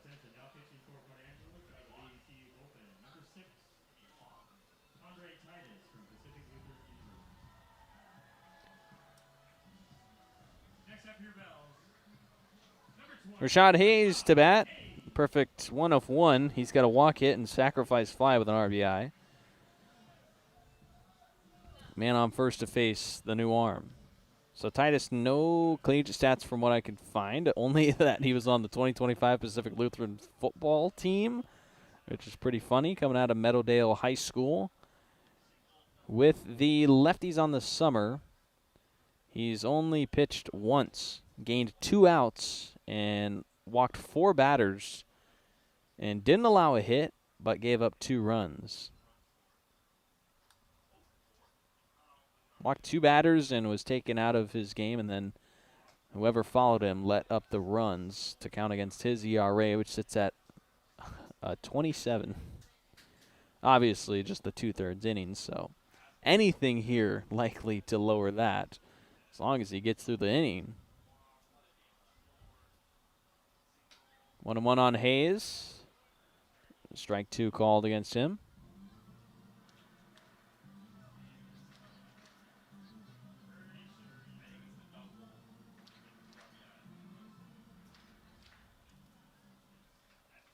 One, 2 now into Hayes. That one in the dirt. Hattori taking off for 2nd. And the base runner will be safe. Young was trying to take that away from Hattori's feet. It was stuck at his feet. Hattori was taken off, so it will be a steal for him. Hayes did a nice job just standing in the batter's box. He has that right. Doesn't have to move. In fact, if he moves out of the batter's box and interferes with the ball, that's where it becomes an issue. So Tata just stands still in the box instead of getting in the way of the catcher. If the ball's in that box with you, too bad for the catcher, I guess. And that's exactly what Hayes was doing, preventing Young from throwing out Hattori. As Hayes shoots this to right field, but just a foot foul down the right field line. So it'll stay 3-2, a full count in the bottom of the 7th.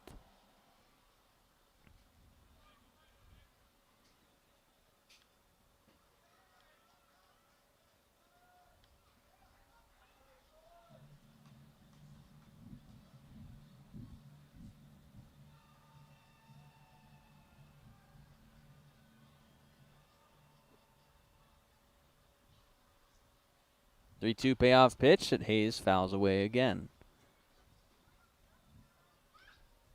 Titus looking for a way to put away the bottom of the order hitter Hayes, with the lefty hitting Jaden Jackson on deck.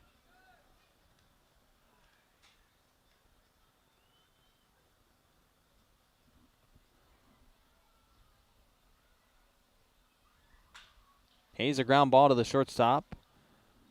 A throw across to first in time to retire Hayes, who's now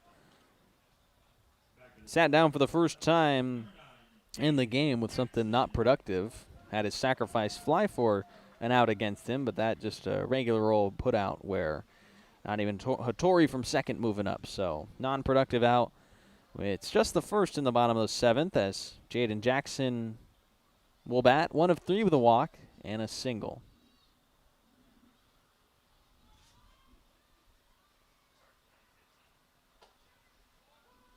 Strike one call against Jackson from the lefty throwing Titus.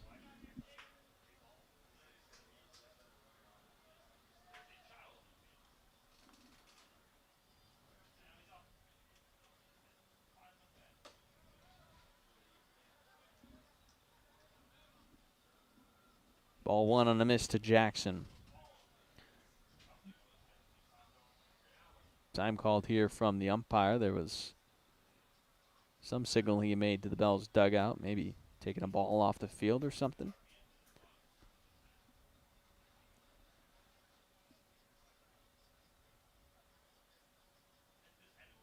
One bouncing grounder to the right side. Feltus, the second baseman, with a routine play for the second out.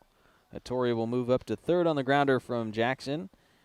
And Aspen Alexander to bat. Working on a productive night for him. Pair of hits, 2 RBI, 2 runs scored for Alexander, and a steal. He's 2 for 4, and has touched first base every time he's come up, reaching on an error and a fielder's choice to go along with his single and double.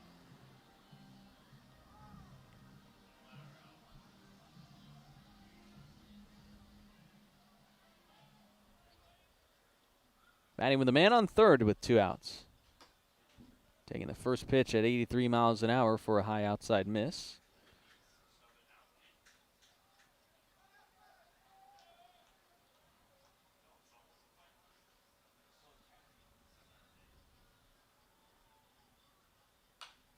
One-0 foul ball off the inside of Alexander's bat, off the right side. Bells scoring so far tonight, a run in the first, 3 in the third, 3 in the 5th, and 1 in the 6th. Lefties' 1 run came in the 3rd as it's an 8-1 lead for Bellingham. Looking to even the series and head to tomorrow's 1:35 game. Even up 1-1 in the 3-game set. Swing and a miss from Alexander for strike 2.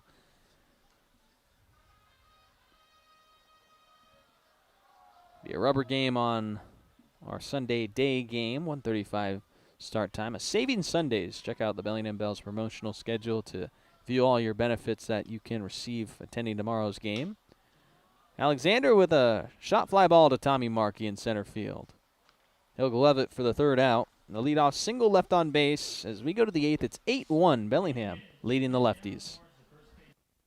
What's up, Bells fans? Dr. Mar here from Everstrong Therapy, the sports and performance physical therapists and rehab professionals right here in Bellingham.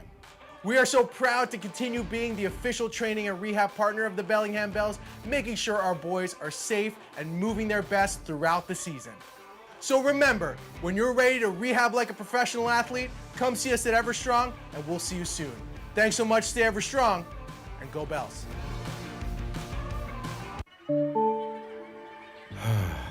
Bummer. This never happens at a convenient time, does it? It's always while you're hustling to meet a deadline or trying to enjoy the game. If only there were a way to outsource this and get back to what you were doing. Well, as a matter of fact, there is. Team Technology is local and employee-owned, balancing ease of access with security and compliance for the cloud and on-premise systems of small and large businesses alike. Connect with Team Technology and see how technology is easier with a team. Choose cooperative. Choose community. Bank with local industrial credit union. Proud Sunday savings sponsor of the Bellingham Bells. If you live, work, or attend school in Washington, you can join a credit union that puts people first. Local decisions, personalized service, and a real commitment to our community. Learn more at industrialcu.com. Federally insured by the NCUA. 8th inning here at the ballpark, and right now the Bells in front 8-1 against the Port Angeles Lefties, and a pitching change for Bellingham as Cal Young takes over. The lefty taking over in the 8th inning will face Daniels, Wood, and Young as he relieves Gavin Hashey from an inning and a third of relief. Hashey hit one batter, did not walk one, didn't allow a hit. Retired the last 4 that he faced, 2 via strikeouts. Finished a scoreless inning in a third. Cal Young pitching after a scoreless frame against the Everett Merchants in a non-league contest where he actually earned the win, tossing the 8th. 3-2 win for Bellingham in that one where Young had 2 strikeouts. He's trying to have a similar outing but in a league game here because he has not pitched a scoreless league outing since the 24th of June against these very same Port Angeles Lefties. Tossed 2 frames of scoreless ball at home on the 24th in a 4-3 win. He had 3 strikeouts of Port Angeles' batters during that time, but was roughed up during the Canada trip over the 2 appearances he made. Gave up 5 runs total in an inning and 2/3 against Victoria and Edmonton.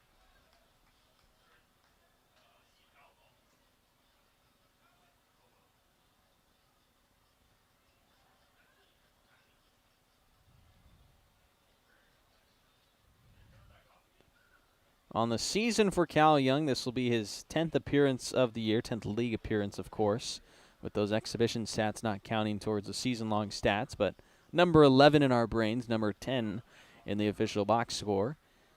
11 innings tossed for the lefty, as this is crushed high out to left field from Matosic, and he will have a pinch hit home run for the Lefties here in the 8th inning. Tattooed for a home run out to left field as it flies 363 feet for the pinch hitter. And he'll touch them all.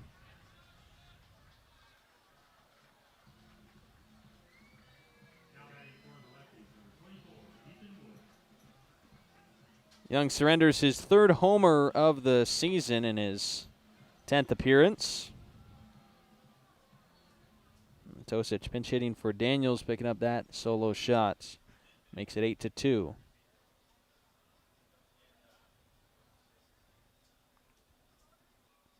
Bells did make a defensive sub. Romanick Keybon is in left field instead of Jaden Jackson.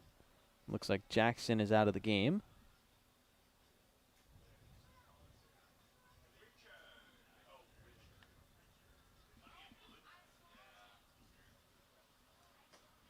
One 0 pitch to Ethan Wood, and it's 1-1.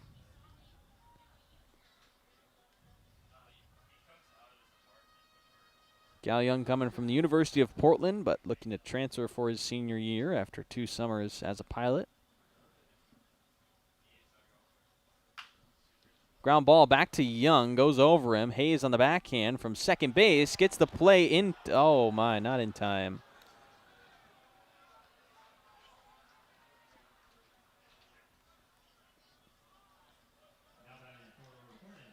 Rough night.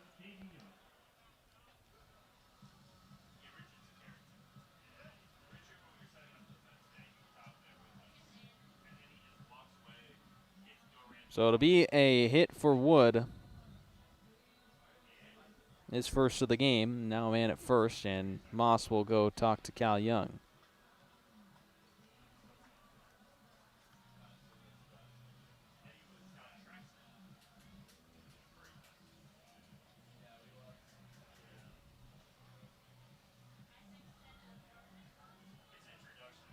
Hayes did a good job even getting that ball to first base, but the close bang-bang play goes the lefty's way. Port Angeles getting some of the luck. Felt like throughout the game today maybe have been some close calls that went the Bell's way, so just baseball balancing itself out. As now Caden Young will bat. He's 1 of 3. Had a single back in the 4th inning. Lefty's trying to spark some rally here. With a man at first, and after the solo home run, no outs in the top of the 8th. Lefty's just hoping to chip away. Fly ball skied to right field. Bryce Johnson looking up into the Bellingham night sky will have the first out as it comes down into his glove. And the right fielder gains the first out for Cal Young and the Bells defense in the 8th.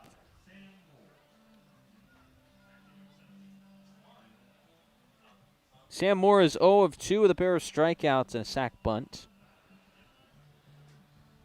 He will bat as a right-handed hitter facing the lefty Cal Young, so maybe finding some success at the plate switching sides for the switch hitter at Alaskan College.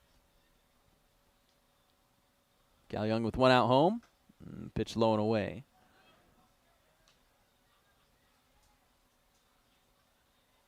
Young after a junior season with Portland where he only pitched twice. Has not seen a lot of action since transferring to Portland from Everett Community College. With Everett, tossed 38 innings as his freshman season back in 2024. Then made only 4 appearances in 2025 with his first year at Portland and just twice this past season. 1 year eligibility left for him as he heads into his senior season somewhere else. He's in his 4th Bellingham Bells summer. 2025 at a 2.08 ERA. He was an all-star with a 1.56 ERA in 2024.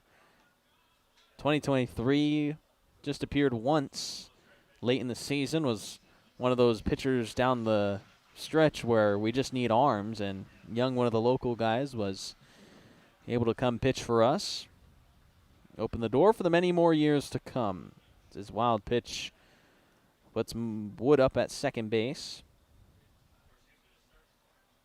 Young initially from just up north in British Columbia. He was a part of the UBC Thunder in the British Columbia Premier Baseball League that won the 2023 Provincial Championship during his senior season there. A West Coast League champion last year with the Bellingham Bells.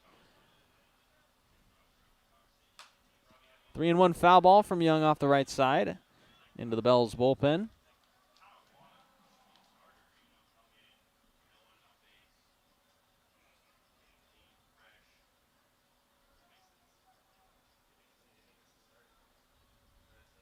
Full count on Sam Moore here for the at-bat. Cal Young in his first inning of relief. Back-to-back hits allowed to start the inning. 1 a home run, 1 a single. Gained it out, so a 1-out pitch with a 3-2 count. And that foul ball off the foot of Moore, so it's out of play for just a regular old foul. And Young will look for a different 3-2 put-away pitch.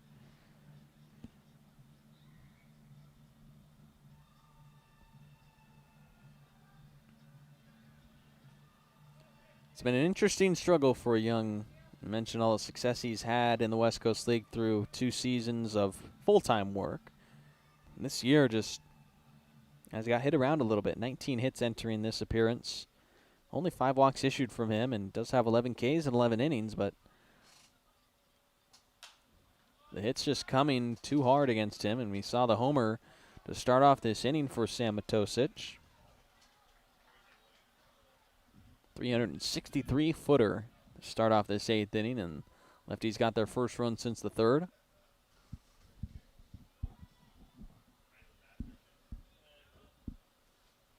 Young looking for a 3-2 put-away pitch again to Moore after another foul ball.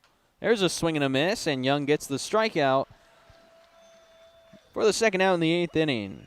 7th strikeout for the Bellingham Bells pitching staff. It's been deuces by each arm so far, with Warner, Weiser, and Hashi all striking out 2 lefties. And Cal Young, the lefty pitcher, gets his first strikeout in his first inning of relief here in the 8th, and now he'll face the lefty hitting Tommy Markey. Markey 0 of 2 with a hit by pitch.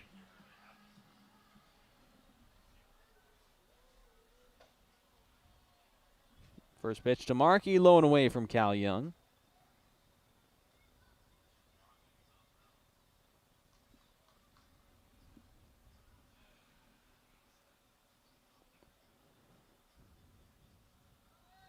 One 0 to the lefty center fielder.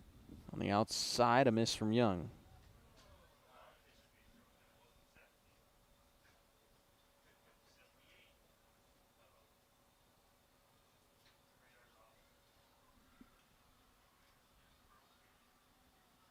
Two 0 the count on Markey. Foul tip for strike one.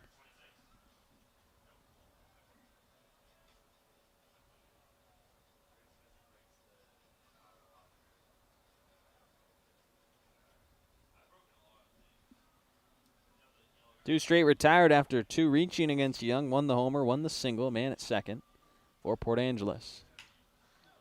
Inside of the bat, Hayes on the backhand. Going to be another tough play. His jump throw across is late. And some weak contact for those two singles tagged for the last two hitters against Young. Both of them ground balls to the second baseman Hayes up the middle. So now there'll be runners on the corners for the lefties.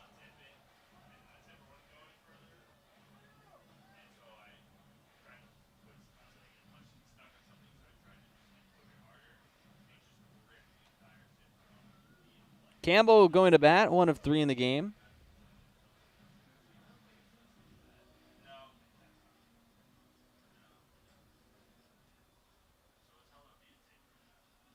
Right-handed batter to face Young, who comes home.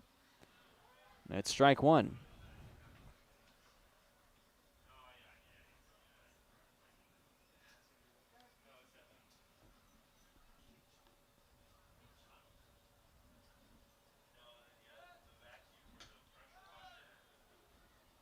This time's Young pitch is just outside for ball one.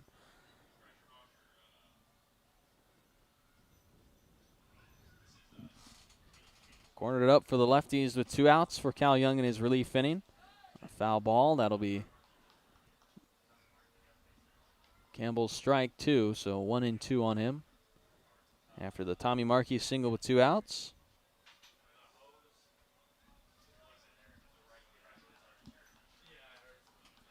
Young trying to get out of the 8th with just the homer being the damage. 1-2, swing and a miss, drop third strike. Moss applies the tag, and 2 punch-outs in the 8th inning for Young. Wipe away 2 singles, but the solo home run makes it 8-2 as we go to the bottom of the 8th.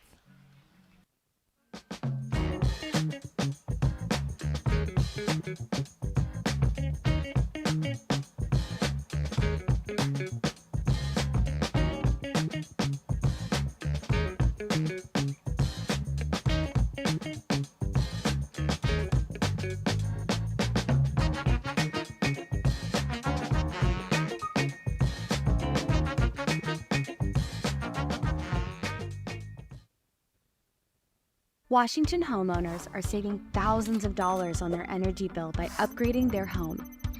And the best part is, CNGC is giving back even more money when you switch to a more efficient alternative. So you can enjoy increased property value, a higher quality of life with better appliances, and greater comfort for your family. Scan this QR code or go to cngc.com and save money on your energy bill. When pain or injury slows you down, Peace Health Orthopedics, Sports Medicine, Foot and Ankle, and Trauma Services are here to help. Our experienced orthopedic team cares for bones, joints, and muscles, offering personalized treatment and same-day appointments. From everyday aches to unexpected injuries and joint replacement, Peace Health helps you move better, feel stronger, and get back to your life. Learn more about Peace Health Orthopedics at peacehealth.org. That's peacehealth.org. Bottom of the 8th inning. 8-2 your scoreline, with Bellingham leading the Port Angeles Lefties here in the second game of 3. And it's going to be Andre Titus, the left-handed reliever, still out there for Port Angeles, tossing after a scoreless 7th inning for him, where he only allowed the leadoff single against KG Hattori. He'll face Cassie, Johnson, and Lyle due up for your Bellingham Bells in the 8th. Lefties getting one back in the top half of this frame on a solo home run from the pinch hitter Sam Matosic. I mentioned a night like this, no wind blowing, is the prime night to leave this ballpark, the toughest ballpark in the West Coast League to hit home runs and to score at. Bills have posted 8 runs tonight, lead by 6. Cassie goes down 0-2 to start the inning. On the night, Cassie 1 of 3, walking a single for him.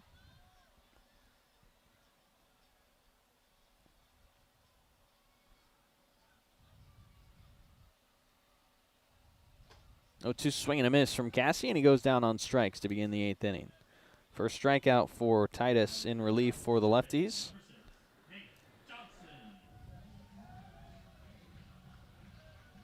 Now Nate Johnson will bat. One hit was an RBI double back in the 3rd. And the Bells scored 3 runs in that frame. Since then, he's been hit by a pitch and scored a run.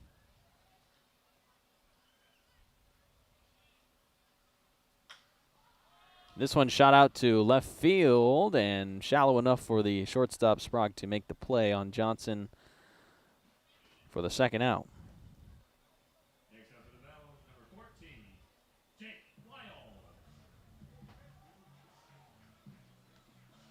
Jake Lyle, the DH, searching for his first hit on the night. 0 of 3 with a sacrifice fly. Grounded out to the left side of the infield, pulling it on the ground. 3 times he's been retired. 2 outs he bats against the lefty arm Titus for the first time. Breaking pitch, a strike on the outside.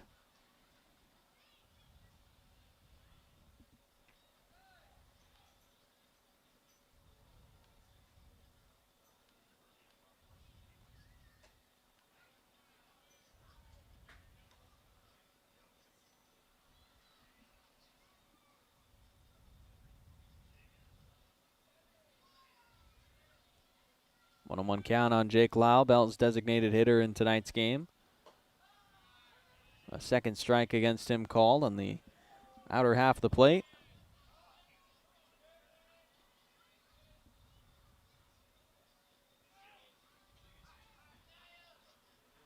One and 2 to Lyle. Goes down and reaches for it, shoots it out to right field, foul territory, dropping before Matosic could reach it. Matosic in as the pinch hitter in the top of the 8th for Jordan Daniels in right field. Matosic had the solo homer in the top of the 8th inning to make it 8-2. And they're defending out in the right field corner.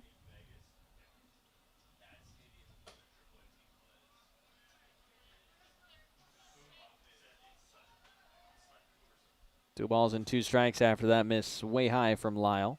Righty batting DH.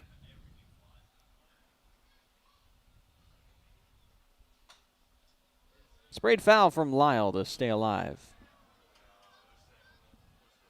2 out in the 8th, and Lyle keeping the inning alive on that protect swing.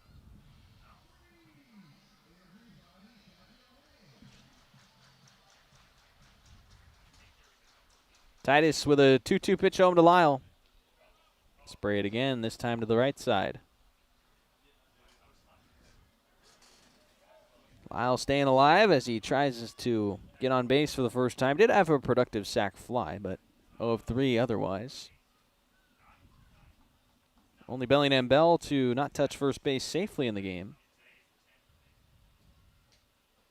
And another foul ball. Oh, no, that was a swing and a miss. Drop third strike. Now he hustles down the first base line and gets there in time. Beating a high throw.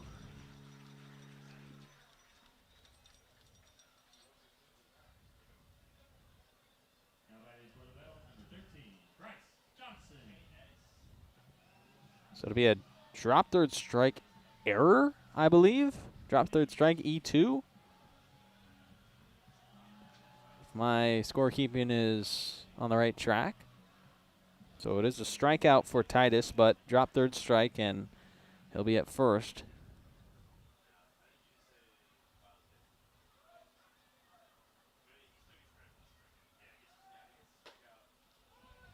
Won't be an error. They'll say it's the wild pitch that gets him at first base rather than the errant throw. So still just 2 outs now in the 8th inning for Bryce Johnson. 1 of 3 with 2 runs scored, 1 driven in, stolen base for Johnson. Done a lot of good things in his return to the lineup.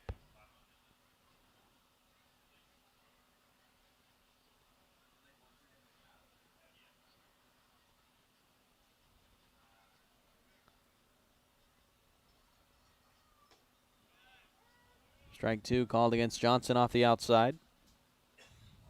1 strikeout for him today. It was in his first at-bat in the 2nd inning.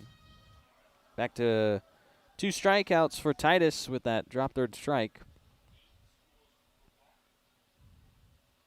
Now on a 1-2, he swings and misses. Johnson does. 3 strikeouts in the inning, but 4 batters faced for Titus, and we'll head to the 9th inning. 8-2, your Bellingham Bells leading the Lefties, hunting 3 more outs for evening up this series.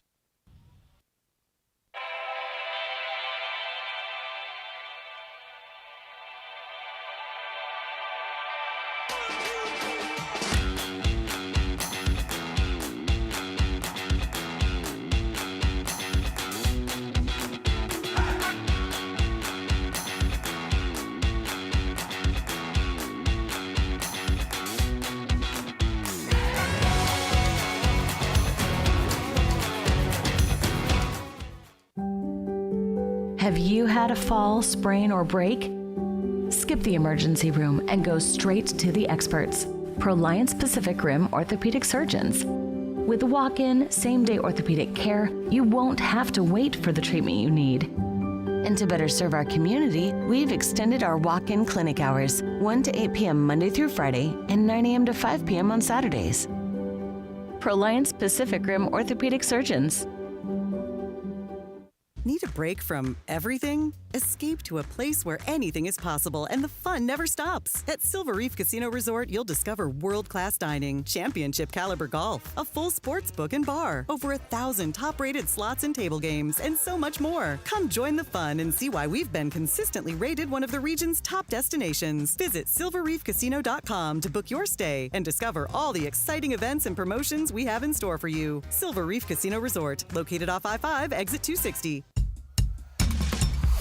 At Judd & Black, great value comes with expert assistance. We're your hometown appliance store, where you can expect top-notch service and a wide selection of quality brands. When you walk into a Judd & Black showroom, you can expect to see a very friendly face that's ready to help and figure out what you need. Enjoy a shopping experience big box stores can't offer. Talk to an appliance expert at your hometown appliance store for over 85 years. Judd & Black. 9th inning in Bellingham. Bells need 3 more outs for evening up this series against the Port Angeles Lefties, and they'll hand the ball to Ben McKinnon for the 9th. After Cal Young goes just the 8th inning of relief, he allows 3 hits for 1 run, the solo homer against him while striking out 2. And Ben McKinnon will make his first league appearance for Bellingham. We saw him debut earlier in the week during the non-league game against the Northwest Star Nighthawks, tossing a scoreless frame in which he had 2 strikeouts. Now he faces Nathan Huey, who has 2 of the 8 hits that the Lefties hold today against the Bells. He's 2 of 3 overall with a double and a single. McKinnon debuted in the 8th inning against the Northwest Star Nighthawks, faced the minimum. He tries to shut down the wind today, dealing a 92-mile-an-hour fastball as the returning Bellingham Bell back here for his 3rd time, following a sophomore season at Bossier Parish Community College where he had 25 2/3 innings pitched, picked up a 3.86 ERA during that time. That was in 8 starts, though. Comes out of the bullpen here in relief and surrenders Huey's leadoff hit that he's trying to turn into a double. Johnson's throw coming into second base is in time, but offline. The tag applied late, and it's the 2nd double for Huey as the leadoff man gets up into scoring position to start off the 9th inning for the Lefties.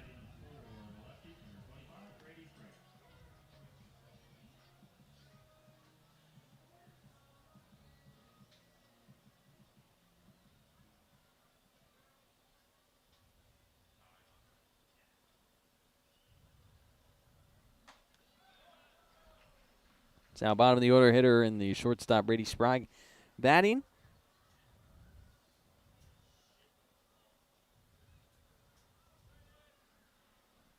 Ben McKinnon, after giving up the leadoff double, going to work with a man on base against him, as the Lefties are chasing the high number of 6 runs to extend the game into the bottom of the 9th.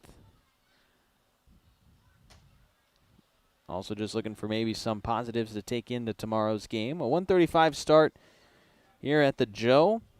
Day game for the series finale.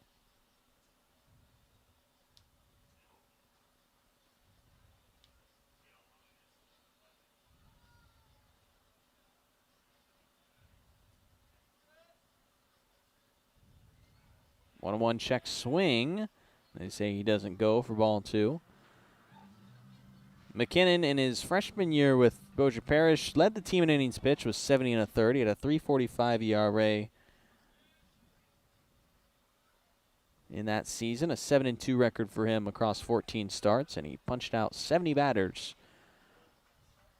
This is his 3rd time with Bellingham. Pitched in 3 games in 2025 down the stretch, 3.60 ERA for him last year. Over 5 innings, had 4 strikeouts. Made 1 appearance in 2024 for 2 2/3 scoreless innings. As this pitch gets off the inside and away from Dylan Moss, moving the base runner up to 3rd.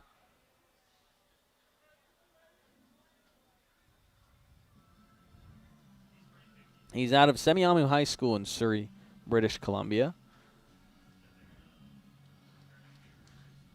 Now him and Moss, McKinnon and Moss, having a chat here in the 9th. Trying to lock back in for 3 more outs. McKinnon, the 5th arm to throw for Bellingham. Parker Warner got us started with 3 one-run innings. David Weiser, 2 2/3 of scoreless ball. Would be in line for the win if Bells can get the next 3 outs without surrendering 6 runs.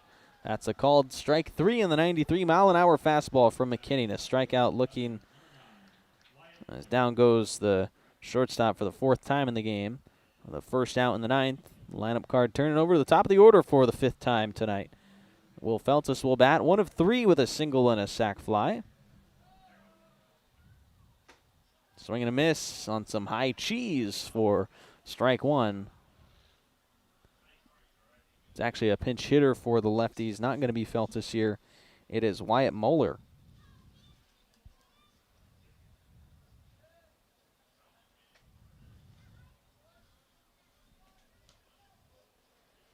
So Feltus night done with that scoreline we mentioned, the 1 of 3 with an RBI on his sac fly. And first at bat for Wyatt Moeller, infielder out of St. Mary's. Late on another 92-mile-an-hour fastball there. Moeller headed to St. Mary's College of California from Los Osos High School. On a 1-2 pitch to him, he leaves it away for ball 2.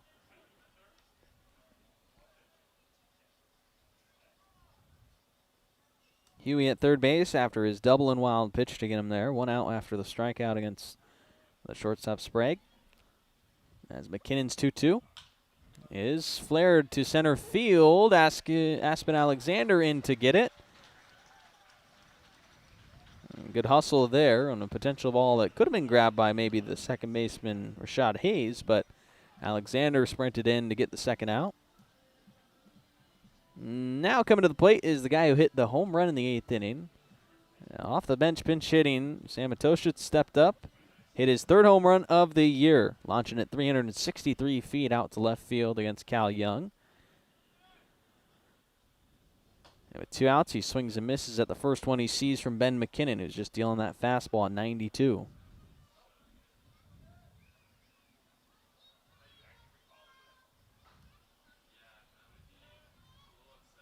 Bells an out away from the victory in tonight's game. Man on third for the Lefties, 8-2 the lead. That one wild away from Moss.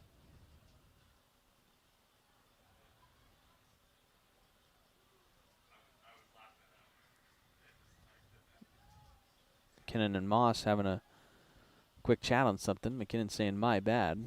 Not sure if maybe they got the signs mixed up or something, but Moss kind of threw up a hand after that wild miss. 1-1 fouled back off the fastball. Ball and 2 strikes.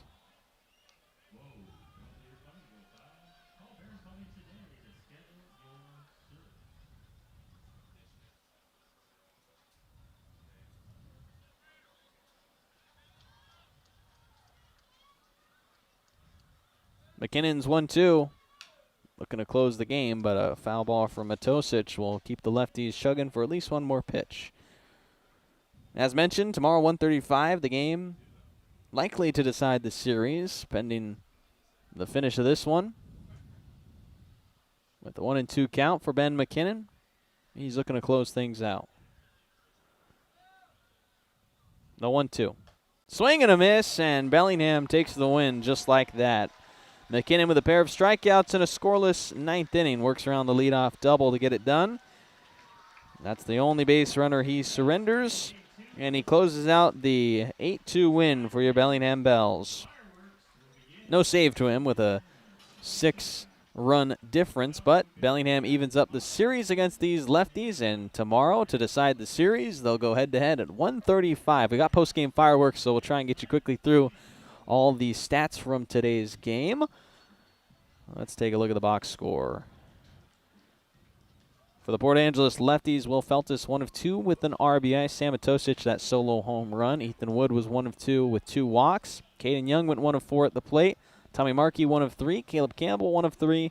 Nathan Huey 3 of 4 with a pair of doubles and a run scored.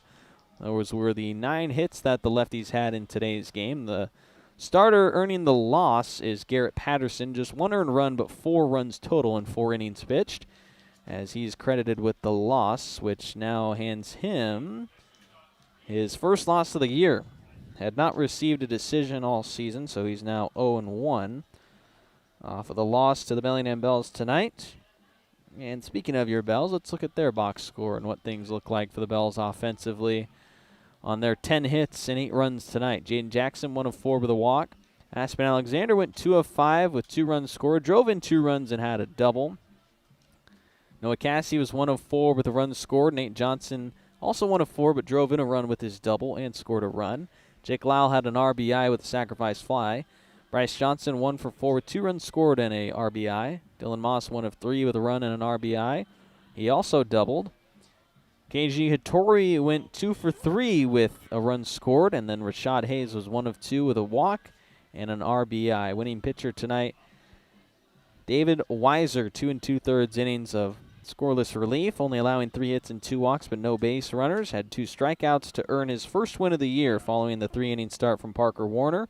Gavin Hatchie, scoreless inning and a third of relief following Weiser, and then Cal Young, the 1 run against him in the 8th. Ben McKinnon finishing it off, and we'll see everyone tomorrow at 1:35, the start time for our day game here at the ballpark. We hope you enjoyed tonight's Saturday night matchup, and if you're at the ballpark, have fun watching these fireworks. We'll see all y'all. We will see you all tomorrow. Thanks for tuning in once again on the Bells YouTube channel.